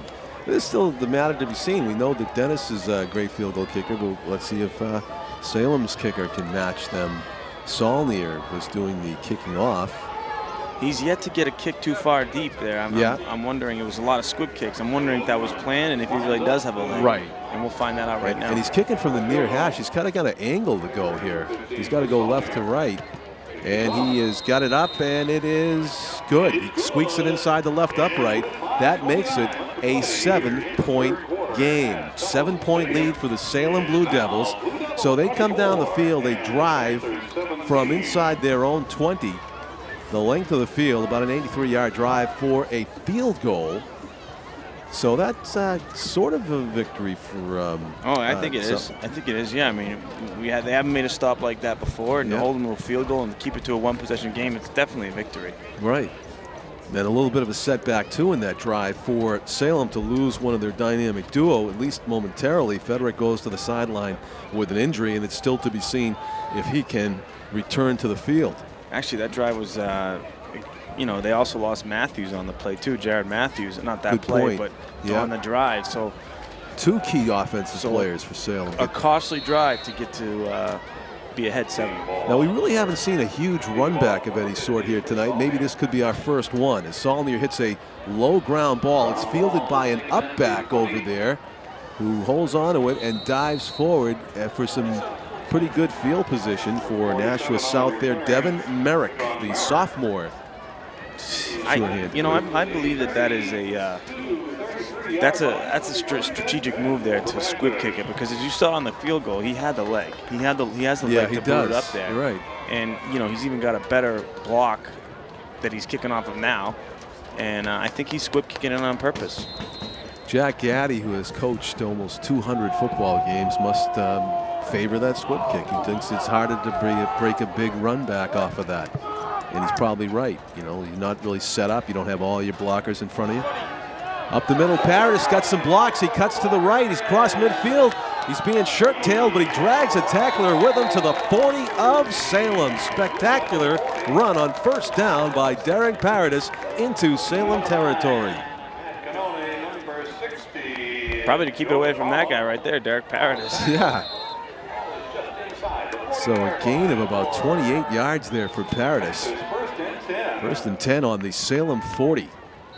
And there's a whistle.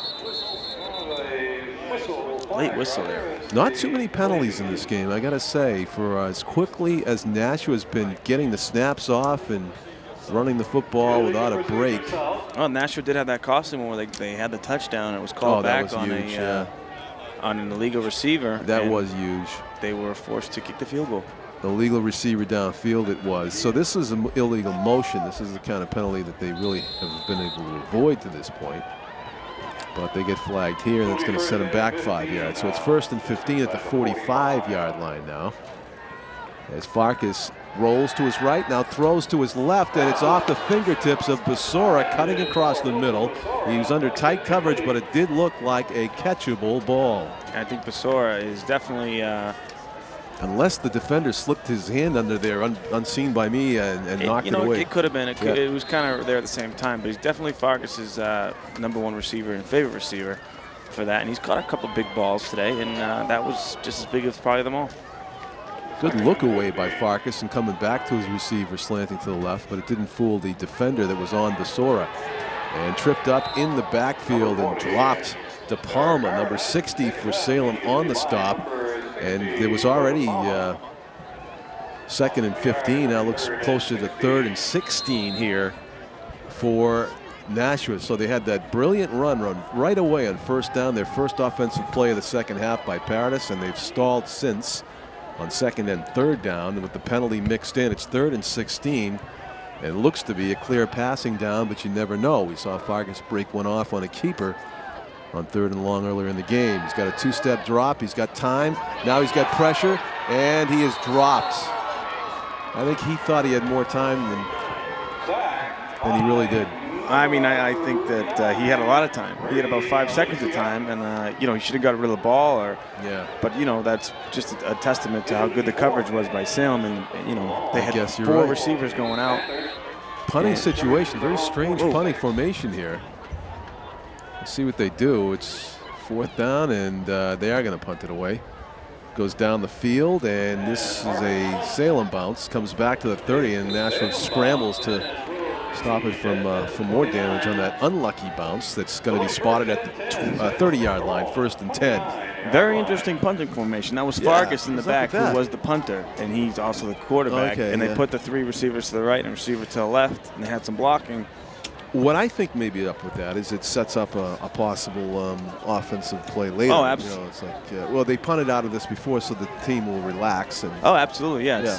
It'll set up a good fake for some other time.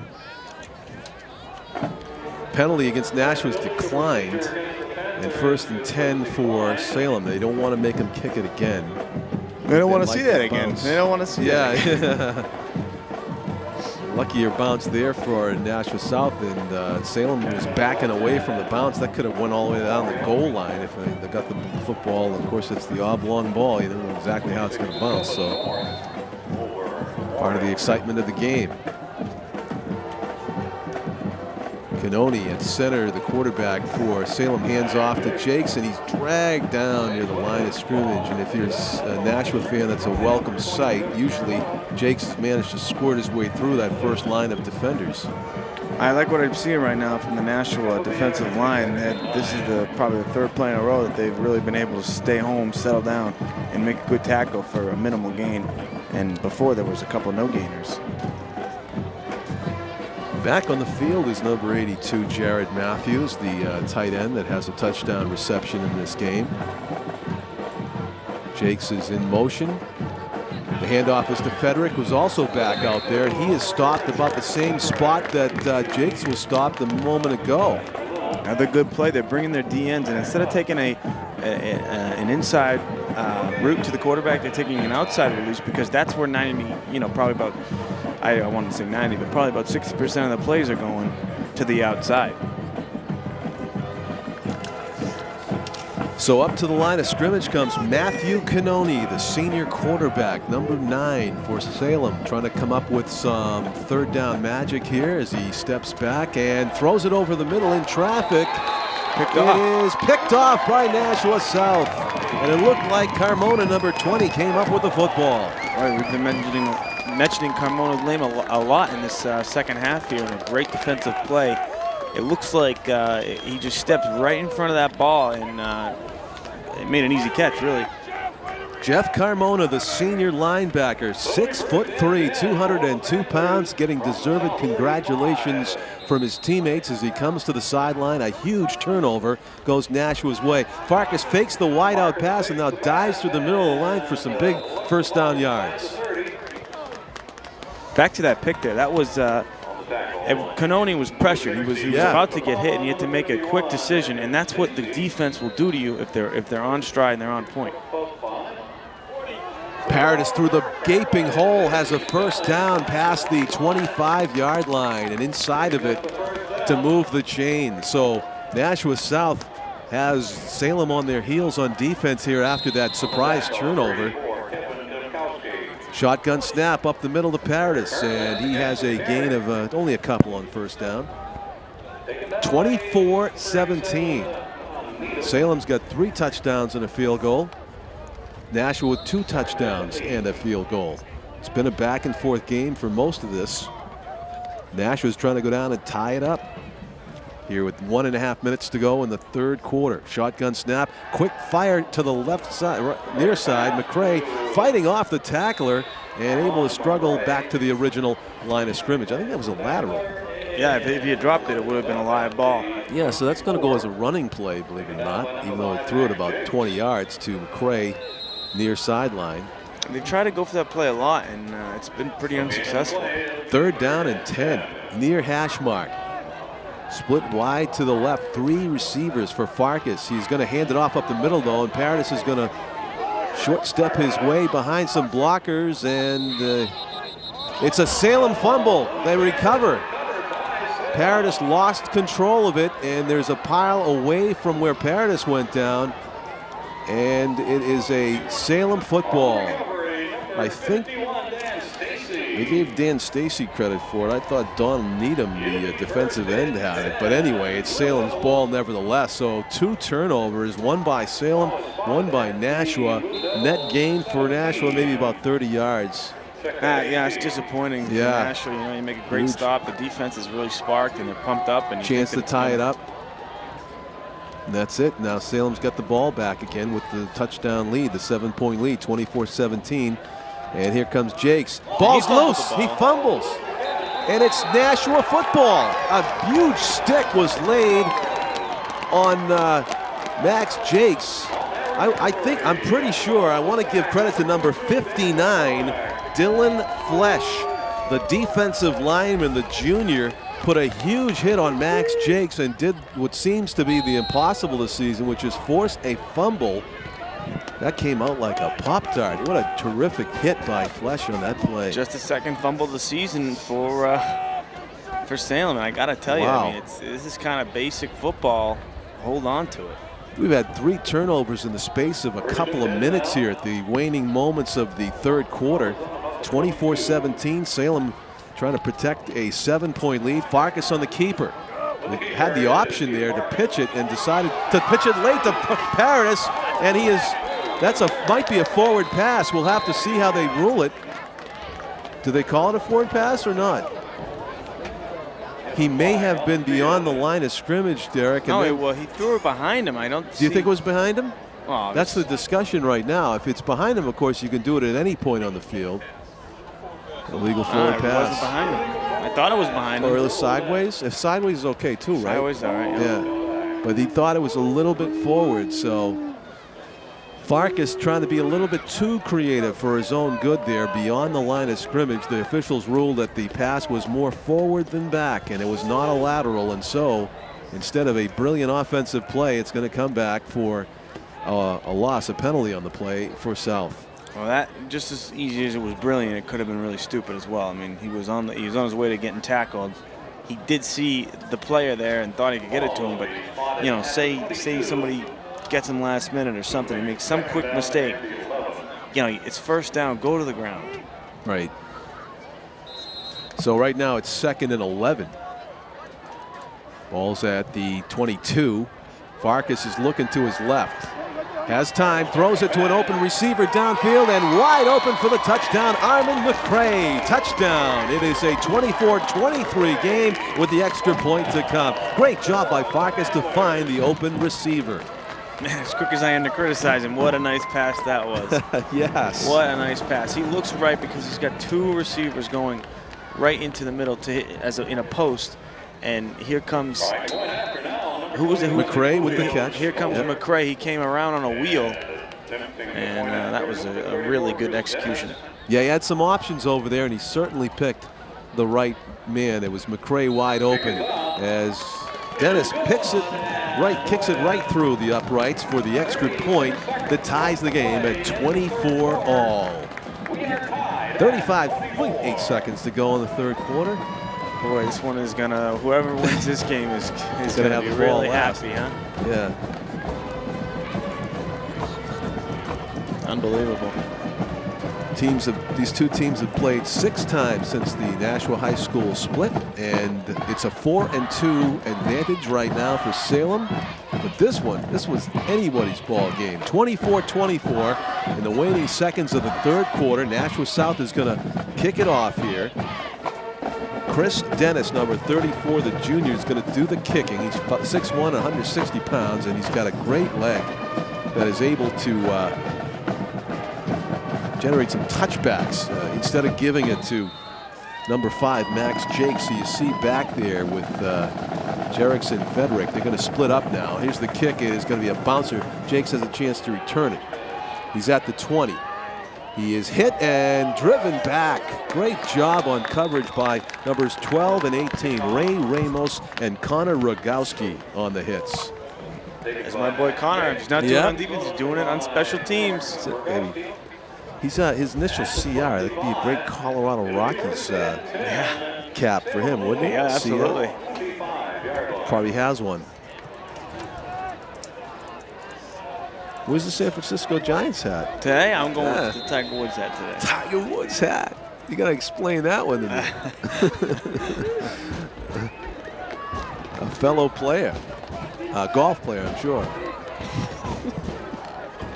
There's a handoff to Jacques. He's trying to get around the corner, and he is driven. Look at this intense gan tackling. I'm telling you, I never saw the Nashua defense more fired up than they were on that play all night. But limping out of the pile is Dylan Flash, who came up with that big fumble recovery a few minutes ago. Hopefully that's only a momentary shock to the right ankle, it looked like. Number 59 for Nashua trying to shake off, maybe it's his left ankle. That's the end of the third quarter, so a exclamation point on defense to end the third quarter. And you can see, loving that is Al Neville, the defensive coordinator for Nashua High South. He wants to see more of that kind of intensity to stop this high-powered Salem offense if they're going to win this game. 24-24 as we go to the fourth quarter. It is still anybody's ball game here at Stellos Stadium in Nashua. I'm John Collins along with Derek Guglielmino. We have Tim O'Neill on the camera up top, and Mike Janes giving you the handheld shots down at field level. Our executive producer is Pete Johnson. Couldn't have actually scripted a better, tighter contest than what we're watching right here. Well, we knew it was going to be tight, but I thought it would be kind of a little higher scoring. But there's a little bit of defense in here. There's a lot of offense, but you know, I think it's a really well-fought game. I just would ask maybe it to be a little less sloppy. I think you're right. I think the coaches are going to have a lot of fodder for the practice week coming up.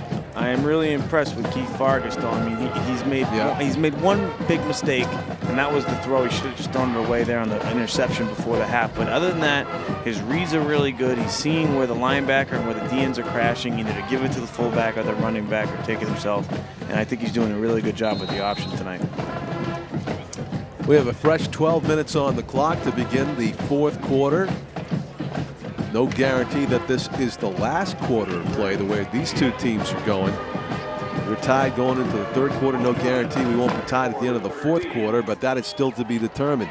Up the middle, Jacques has got space, and he cuts it to the right side. He's down the hash mark. He's dragged down from behind by Paradis. The speedy running back for Nashua is able to catch Jacques from behind as he slowed his gait just a little bit, looking for more room downfield. got caught from behind, but not till after a huge gain of about 25 yards to close to midfield. It'll be 1st and 10 at the 49. Great run there by Jacques. I mean, I thought he might, if he got to that outside, he might break it, and he got there. But you're not going to beat Derek Paradis like that. He's gonna have a battle with him.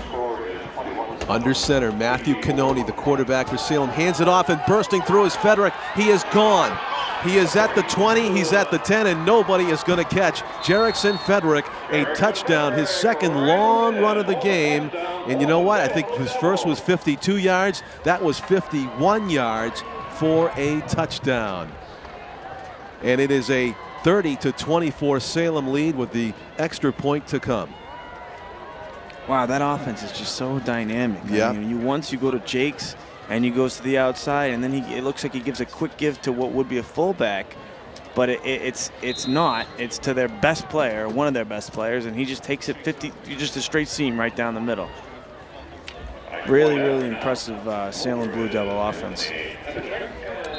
Saulnier's kick is good. It is a 31-24, 7-point lead again for Salem. And as Derek just said, he ripped that seam right up the middle and quieted the Nashua home crowd. Immediately, things looked so promising on defense there for a couple of plays. They were able to stuff Salem and looking strong, and then they found that opening and whoosh, gone up the middle. They got Max Jacques, they got Jerickson Fedrick. You know, it's almost, to me now, it's almost no accident that the two top scorers in all time in Salem high school history are in the same team, the same backfield, because it's too hard to plan for both of them. You have 52-yard wide field. Yeah. And they complement each other. And you know, that makes guys like Jared Matthews a little bit better. Right, it was just one guy. I know. You can just key on him all game, but you can't just go look at one. Saulnier doing the kicking for Salem as he, again, definitely by design. Line drive, though, it's dropped, and it is on the turf, and it's recovered by Nashua. Fortunately, that was maybe more of the reason why. And let's give credit to number 47, Devin Merrick, for being heads up there for Nashua to avert disaster. They're down 7. Here, 11.5 minutes to go in the game, and they avoid turning the ball over again in their own territory. Big drive right now. 1st and 10 at 27. Nashua with that pro set looking offense. 2 receivers split to the left, 2 to the right. In motion now goes Brandon Gauthier, and he is going to be hit and down in the backfield by number 39 for Salem. That's Brady Alisea with the tackle and a loss on the play of a yard. 2nd and 11 upcoming. Nashua again going without a huddle. Brady Alisea just waiting there, waiting for Gauthier. Yep. Got him. Wasn't able to get around the corner. Lateral to McCray. He is at the 25 before he's driven out of bounds. That's a play they've run a lot. They've run it. They've run it to left to Basara, and that one was to McCray. And they must feel like their receivers are quicker and faster than these DBs on the left. Gets it to the 30. It's 3rd and 7 from that 30-yard line. Back into the shotgun goes Keith Vargas. Motions to McCray to come in motion. Fakes to him. Looks to the left. Throws to the left. Knocked down near the line of scrimmage. Incomplete. That's too bad. He had Derek Paradis opening the flats. It was a good play. Yep. And good defensive stop to put their hands up in the defensive line there for the Blue Devils. So it's 3 and out for Nashua South. Disappointed there as they have to go into a punting formation. Farkas doing the punting. The first 3 and out there from the Salem D. Farkas launches it, nearly blocked as Salem came hard for it, but it's a boomer by Farkas all the way down to the 25, losing some ground. Now Jacques makes it back and gets knocked to the turf. Bodies He's slow to get up. Everywhere. What a good block there by a Salem special team. I didn't see the number on that, but he made a terrific block. Jacques is up. He's all right. He's still out there. So it's 1st and 10 for Salem at their 22-yard line. Yeah, good coverage on a beautiful kick. That guy can do it all there. Vargas? Oh, yeah. Yeah.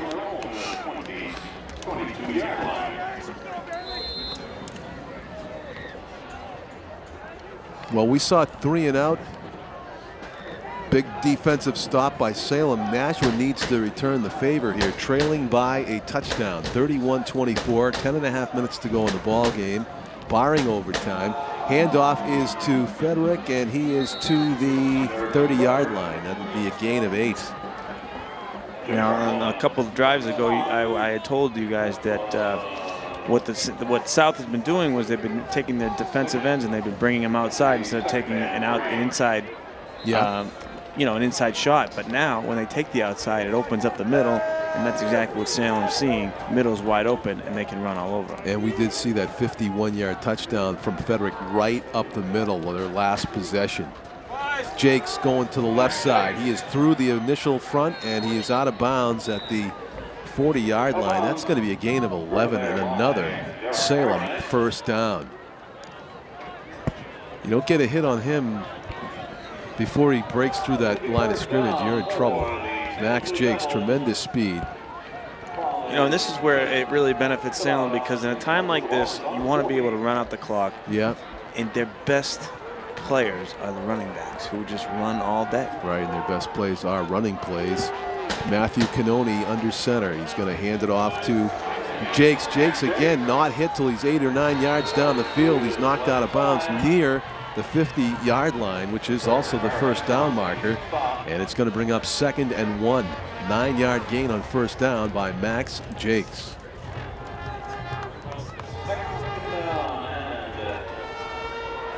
Both offenses will wear you out with the Nashua's got the no huddle and a lot of offensive weapons, and of course here you have these 2 dynamic running backs for Salem, and you never know which one is going to get the football. Both of them threatening to go the distance at any moment.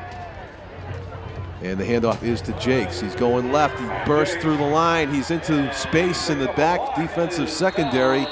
First down and much, much more for Max Jacques. The ball was on the 49. It's going to end up on the 31. So that's a gain of about 20 yards for Max Jacques, and it's 1st and 10 for the Blue Devils. Just running wherever he wants to right now. He's looking like the Salem workhorse, doing what he has to do to get these first Seems down. to be breathing heavy. Then you give him the ball, and it's like you just gave him oxygen. He just flies. Adrenaline. Yep. Handoff to Fedrick. He shakes off one tackler, falls forward for maybe 2 or 3. See, now they've stopped the middle, and now the outsides are going. Right. I mean, you look over here, all the space that was after that play, and you know that they're going to cash in on that eventually. You have to pinch the middle to stop that seam. And I don't know the answer to how to stop these 2 players. The 3rd fumble of the game? that's the answer, I guess. We've already seen the first 2 fumbles of their season. Salem hadn't fumbled before this game. They fumbled twice tonight. Jacques is going to juke his way down the left sideline, and he's got another first down. He is close to the 15. They're going to mark it at the 16. It'll be 1st and 10. A gain of 13 yards for Max Jacques. Put it at the 17, gain of 12. Salem eating up clock and yardage on this what could be a decisive drive. They are already leading 31-24, threatening to go up by 2 scores. 1st and 10 at the 17. Handoff to Fedrick. He is stood up and driven back. Good play. 2-way player there for Nashua is number 53, John Beeren, the center on offense. The defensive lineman was able to stack up Fedrick and drive him back for a 2-yard loss. So it'll be 2nd and 12. Ball at the 17. Okay, so now you've just made a big stop on first down. You need to just live off this, eat off this, feed off of it, Just one more big stop, and then you get a 3rd down and long. Would help to know if who's going to get it, but you never know with these guys. Fedrick's got it. He's kind of come in and around, takes a heavy hit around the right corner. It's knocked to the turf at about the 15. All right, so a 3rd and about 8. Not bad. 3rd and 8, 3rd and long. can they hold Salem to at least a field goal attempt here? That would be a moral victory for the Nashua defense. 3rd and 8, ball at the 14. Well, it'd be a 31-yard field goal if they could hold them right here. So, I'll tell you, one person we haven't called his name in a little while, it's making me nervous, is Jared Matthews, number 82, the tight end for Salem, who has a touchdown pass in this game. Rolling to his left, looking to pass. Cannoni is getting flushed out of the pocket. He's rolling right. He throws on the run deep, and it is off the fingertips of Max Jacques, who had a chance to come up with a spectacular touchdown catch, and it goes incomplete. So we'll see what the play call is by Salem head coach Jacques Gaddy. They will send on the kicking team. The field goal unit trotting out. 7:01 remaining in the fourth quarter. Salem has a 7-point lead. They're going to try to make it a 10-point lead here on the leg of Saulnier, the field goal kicker. Ball's on the 14, so this will be about a 30-yard field goal attempt, Derek. Yep, I think it's, 31-yarder. The holder is Anthony Adashik, and the kick is up, and it is good. Big kick there. 34-24. It is a 10-point lead for the Salem Blue Devils. And again, consulting the stats courtesy of Bernie Campbell before the game, he had told us that the average total points scored were 30-17 in favor of the Salem Blue Devils, and this game kind of falling along the form of the historical record. It was it's 34-24 right now. The question is, in 6:56, can Salem come back with 2 scores and hold Salem scoreless? That's going to be a tough task here in the last 7 minutes of this game. Well, I mean, what a big kick that was. There's a lot of pressure on it. Makes it a 2-score game now. He takes a little bit of pressure off the defense, putting more on, obviously, the South offense. And really a good kick. You know, this kid's legs are pretty impressive, actually. Both teams, yes. There's that onside kick, basically, and that might go out of bounds. Flag down. So a little bit of a mistake there by Saulnier. Well, what's the penalty? I mean, it goes back 5 yards. He's going to squib it again, you know. I don't. Well, one thing I haven't seen them even, I guess, give the option to take 1st and 10 at the 40.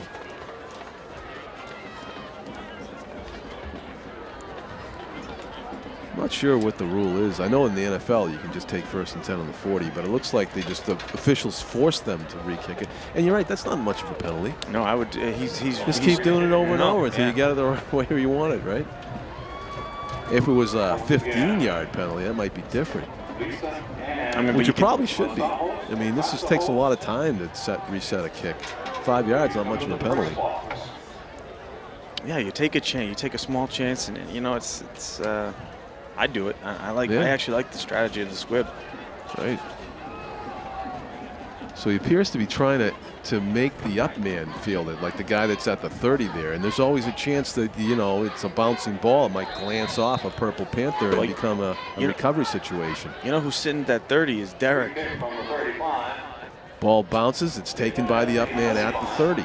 And down the field, a pretty good return past the 40 up near the 45-yard line. So it's going to be 1st and 10 from maybe the 43 for Nashua.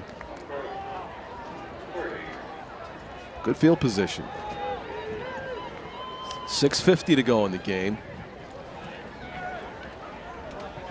South has forced some turnovers by Salem, but they have been more victimized by their own. The interception and 2 fumbles, or 3 fumbles. All right, big possession here. Vargas hands it off to Paradis, follows his blocks, and in that rugby scrum there on 1st down, gets about 5. Bring up 2nd and 5 here. Right near the midfield stripe. Again, Nashua quickly into their set. A handoff again to Paradis. Eludes a couple tacklers and splits a seam off the left tackle. A great gain by Derek Paradis, well into Salem territory. It'll be 1st and 10 as he gains about 13 yards on the play. All right, look for a play action here and to Barbara. Quick snap. Oh. Pass outside.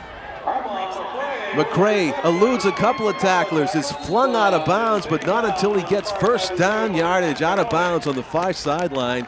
Well designed and a quick play by Nashua South to get a first down and also stop the clock. Yeah, you gotta love that. Stopping the clock is huge right now. Yeah, every little bit helps when you're down by 10 to the defending state champions here in the waning minutes of the ball game.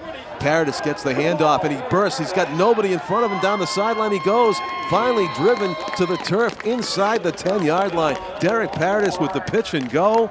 And it is another first down for Nashua, moving the chains. And this looks like it'll be first and goal from inside the 10. Boy, a great run, but a smart play by McCray to get off his block. He would have been called for a hold if he held him any longer. Vargas wasting no time and giving it right back to Paradis, who's wrapped up by De Palma, number 60. Falls forward at about the 5, and it'll be again a goal to go at the 5-yard line. How quick they get right back to that line. Yeah, I mean, it's almost too quick. You wonder how they can even catch their breath. As Vargas holds on to it, he squirts by 2 tacklers, and he's in. Keith Vargas. Elusivity. Is that a word? I don't know, but he's in. A great run by Keith Vargas as he just seemed to have tacklers slide off of him as he went off right tackle for the touchdown. Vargas making it look rather easy to get back at least 6 points of that 10-point deficit. Never say die to this South team. That took very little time off the clock, that drive. It was 6:56 when the Salem put up their extra point for their touchdown and their field goal, excuse me, and made it a 10-point lead. And in, well, like a minute and 15 seconds. It's hard to go down like that, you know? Yeah. It is just over a minute they score, so that really took very little time off the clock. And if Dennis can hit this, it'll be a 3-point game again. It's down and it's up and it is good. There was some kind of angle on that kick, but it made it inside the upright apparently. And it is a 34-31 ball game. It comes down to whether Salem's offense can continue to dominate or whether Nashua South's defense can rise up and come up with a stop.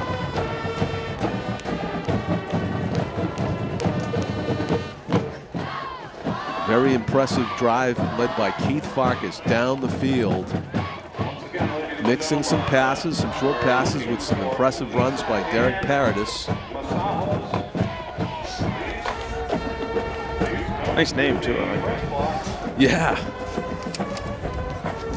I think it's officially colder in here than it is outside. It's freezing. What's up with that? It's freezing. And a wind tunnel going here. I'm standing because I'm trying to. Yeah. Doors aren't even open. Yeah, that's it. There is a wind tunnel. Yeah, it's up top, but I shouldn't complain. Tim O'Neill's been out there all by himself all game. Touchback, Chris Dennis comes up big as the kicker to force Salem to go the full 80 yards distance if they're going to do it. It's a touchback, 1st and 10 for the Blue Devils at their 20-yard line. Smart play there. I mean, the Salem Blue Devils looked a little kind of confused at why nobody was around to return that kick. There was nobody there. Nobody home.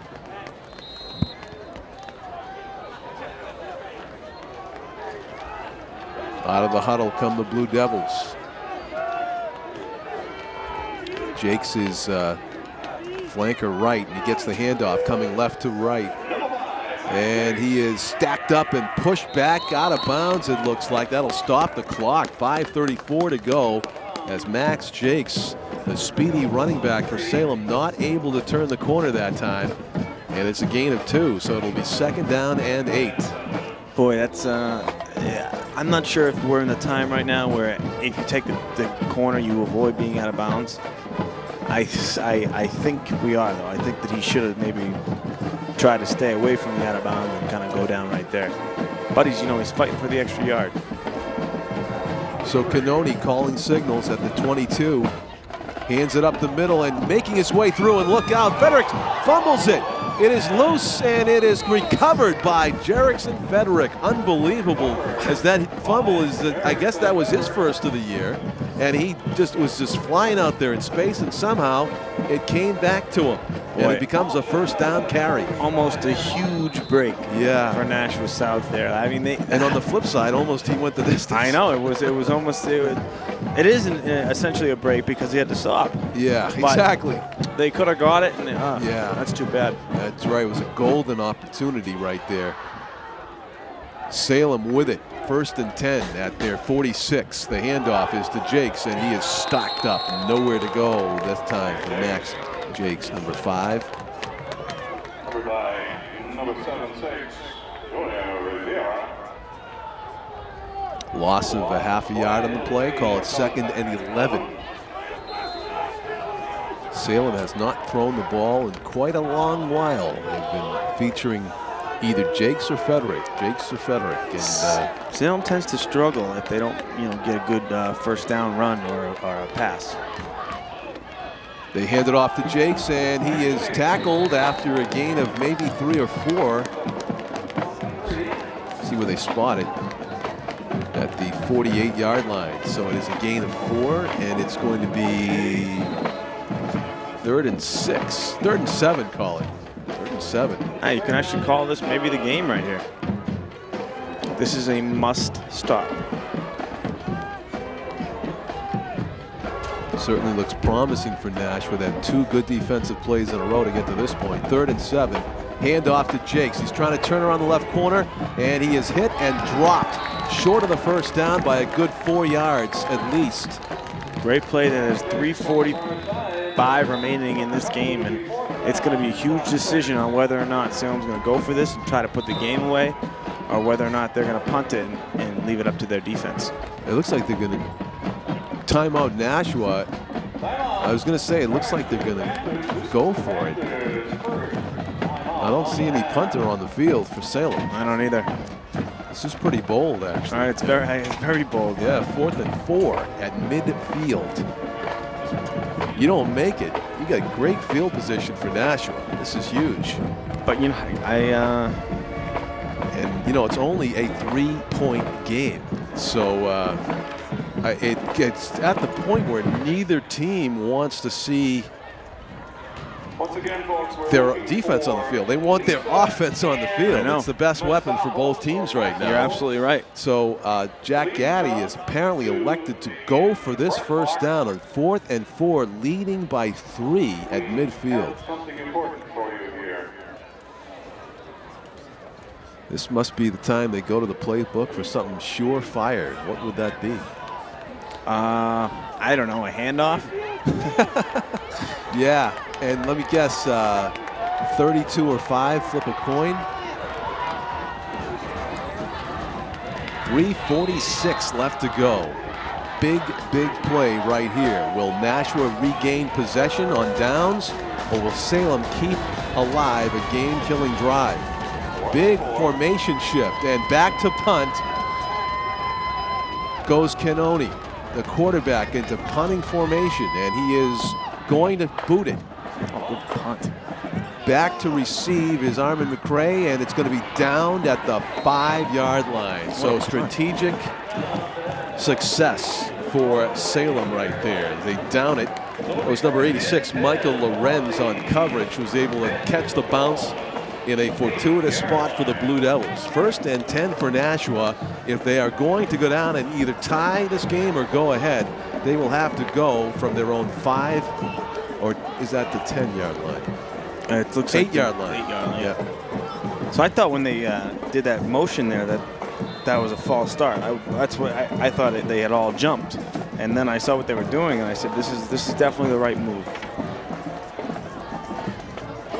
Paradis cuts it back to the left, and he tries to get loose, and he gets hit and downed at the 10-yard line. It's gain of 2 or 3 on the play. 2nd and 8. Looked like it was designed for him to go up the middle, and he saw nothing there, so he tried to cut it up the left slot and was tackled. So Vargas in the shotgun, calling signals. Thought about a quick strike to the right, but then pulled it down. Now he's going to scramble, and he is tackled. A big sack for Salem at the 5-yard line. It's a loss of 6 on the play, and it's going to bring up a really difficult 3rd down situation for Nashua deep in their own end. Ball's on the 5. They need to go 13 yards to get a 1st down. There is 2.5 minutes, 2:45 to go in the game. Nashua's trailing by 3. Vargas standing on his own goal line. In motion is McCray. He gets the handoff. McCray has a block. He goes off left tackle. Bounces it to the outside. Armin McCray gets to the 20, and he has a 1st down as he goes out of bounds. A huge offensive play for the Panthers. How did he get free and make that 1st down on a running play on 3rd and 13? That is an energizing play for the Panthers, who saw their hopes of coming back dimming on the sack, and now they get a 1st down on 3rd and 13 and keep the drive alive. Exactly 2.5 minutes to go in the ball game. In the shotgun is Vargas. He hands it off to Paradis, who's hit right at the line of scrimmage and driven to the ground. Good defensive play by the Blue Devils. Boy, I'll tell you, that was number 30, Brandon Gauthier. He must have saw that there was a late hit on that run. Yeah. He was freaking out. And He I wanted actually the flag. I thought that he was going to get a flag for protesting out. no flag. Yeah. Oh my Vargas God. looking deep down the right side. It's in traffic and it's dropped. It was an interception opportunity for the Blue Devils, and that was the opposing quarterback Cannoni out there on coverage. And an ill-advised pass by Vargas short of the receiver. Well positioned was Cannoni. Had a chance for a dagger of an interception, not able to hang on. Well, it was a cover 2, and whoever was on Barbara stayed at the line of scrimmage, so Vargas thought he could slide one in there. Suddenly it's 3rd down and long again. 3rd and 11, flag flies. And that can't be good for the offense. Let's see what the call is, and he's pointing toward the defense. It's going to be neutral zone infraction against Salem. So that is a lucky call for Nashua at this point. 3rd and 11 becomes 3rd and 6. Ball moved out to the 26-yard line, and it is a 3rd and 6 for the Panthers. Obviously, it's 2 down territory here, so they need to get 6 yards in 2 plays if it comes to that. Vargas gets the play call from the sideline, and back into the shotgun he goes. He has 2 receivers split to the left and 2 to the right, wide right. He's going to roll to his right and look to pass, and he has it completed over there. Down the sideline goes Basora. He gets loose. He's to the 30.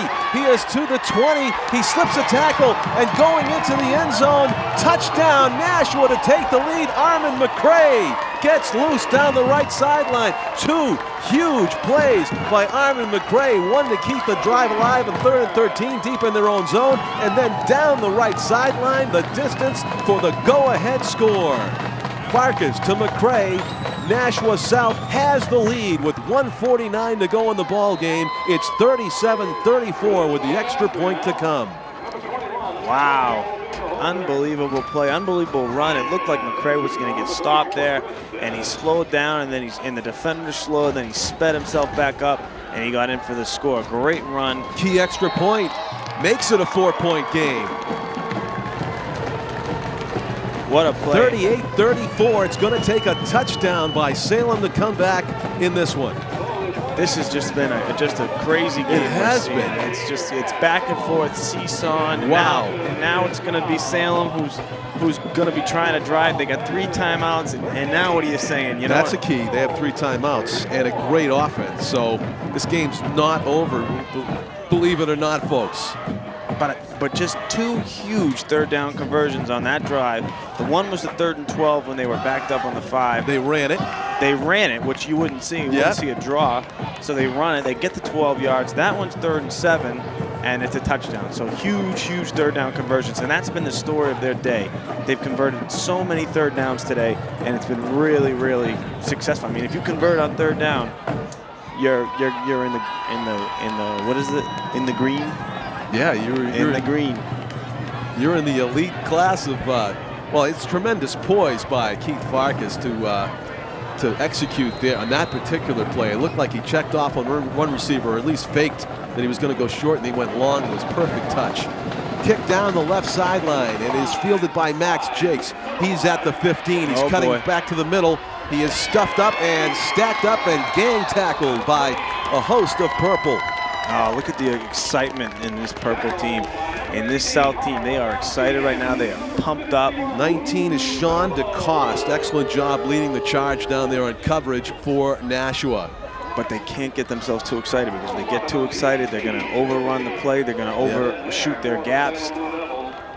Just got to keep themselves composed and just do their jobs. Among the Nashua crowd, David and Donna Lee Lozo. Donna Lee, the mayor of Nashua. They walked over here to the Stellos Stadium stands after dinner, and I'm sure they're glad they did. They are seeing a classic battle between two great Division I teams. 38-34, Nashua South is on top for the moment. 141, not a lot of moments left in this great game. Rolling out is Matthew Canoni to the right. He's buying himself some time. He throws on the run downfield. It is over the head of the intended receiver. Good coverage by Keith Vargas. Downfield, number 87 was Don Needham. Canoni trying a spectacular running throw. Great coverage by Farkas, blanketing the deep man for Salem. I'd say Needham probably looked like he's about 5'10" there, and you got Farkas. Farkas is listed at 6'5". I mean, he was towering over that receiver. Yeah. So I mean, that was a good play. He just kind of just hit him, hit the eyes, hit the ball.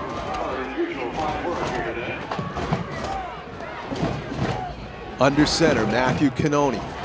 He is going to look to pass again. He's under heavy pressure. He sprints to the left. He's running out of room and trying to slap that ball out of his hands. He stops the clock. Good pressure by Dan McCormick, the linebacker for Nashua, flushing the quarterback out of the pocket and out of bounds, and it's going to bring up 3rd and 10.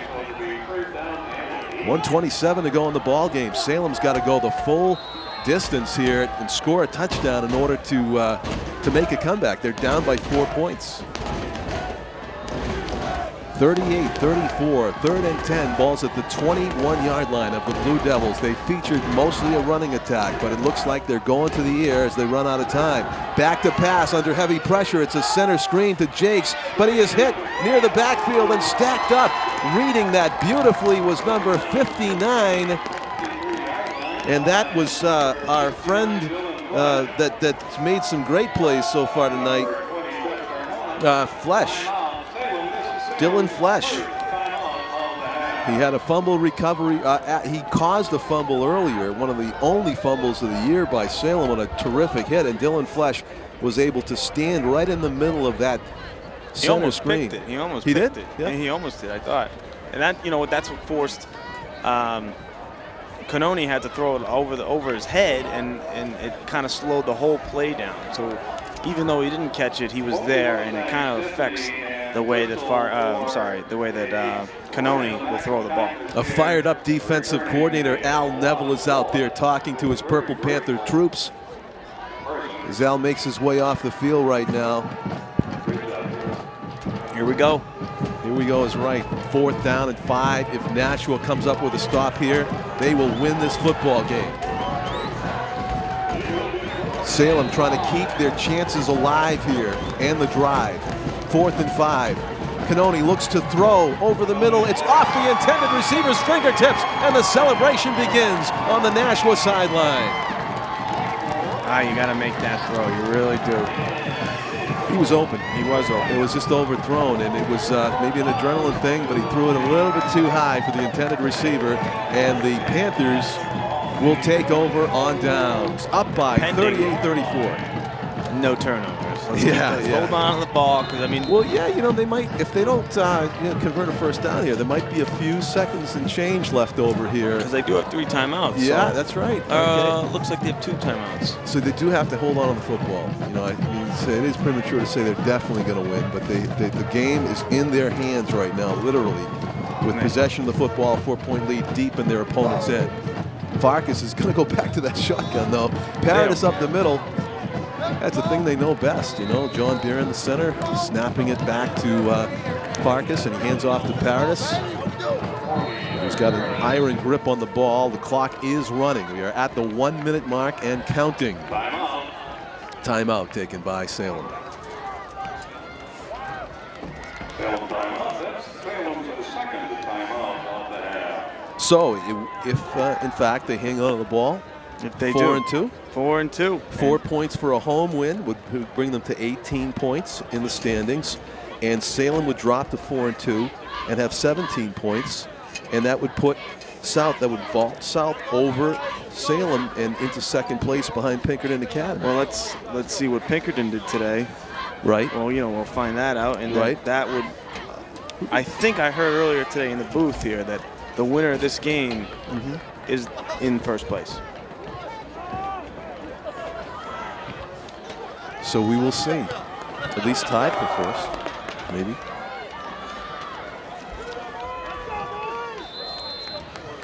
So here we go. 2nd and 4. Back to the shotgun. Handoff again to Paradis. It's the carbon copy of that first play. He holds on. He's tackled after a short gain. He's close to the first down marker. That would be a big deal if you get the first down, of course. And maybe a half yard shy. Are they going to measure it?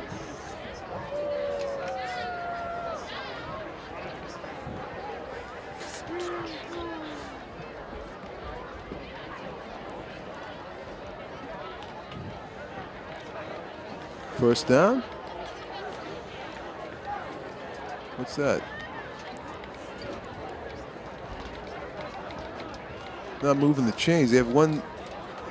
They're going to measure it. Measurement on the field here.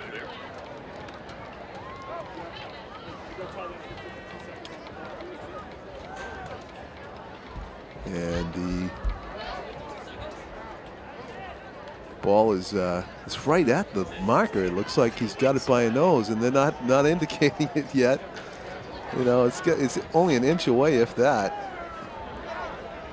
They're still not ready to indicate the first down, which would mean, you know, 4 new plays for Nashua and pretty much kill off the remaining 52 seconds. But yeah,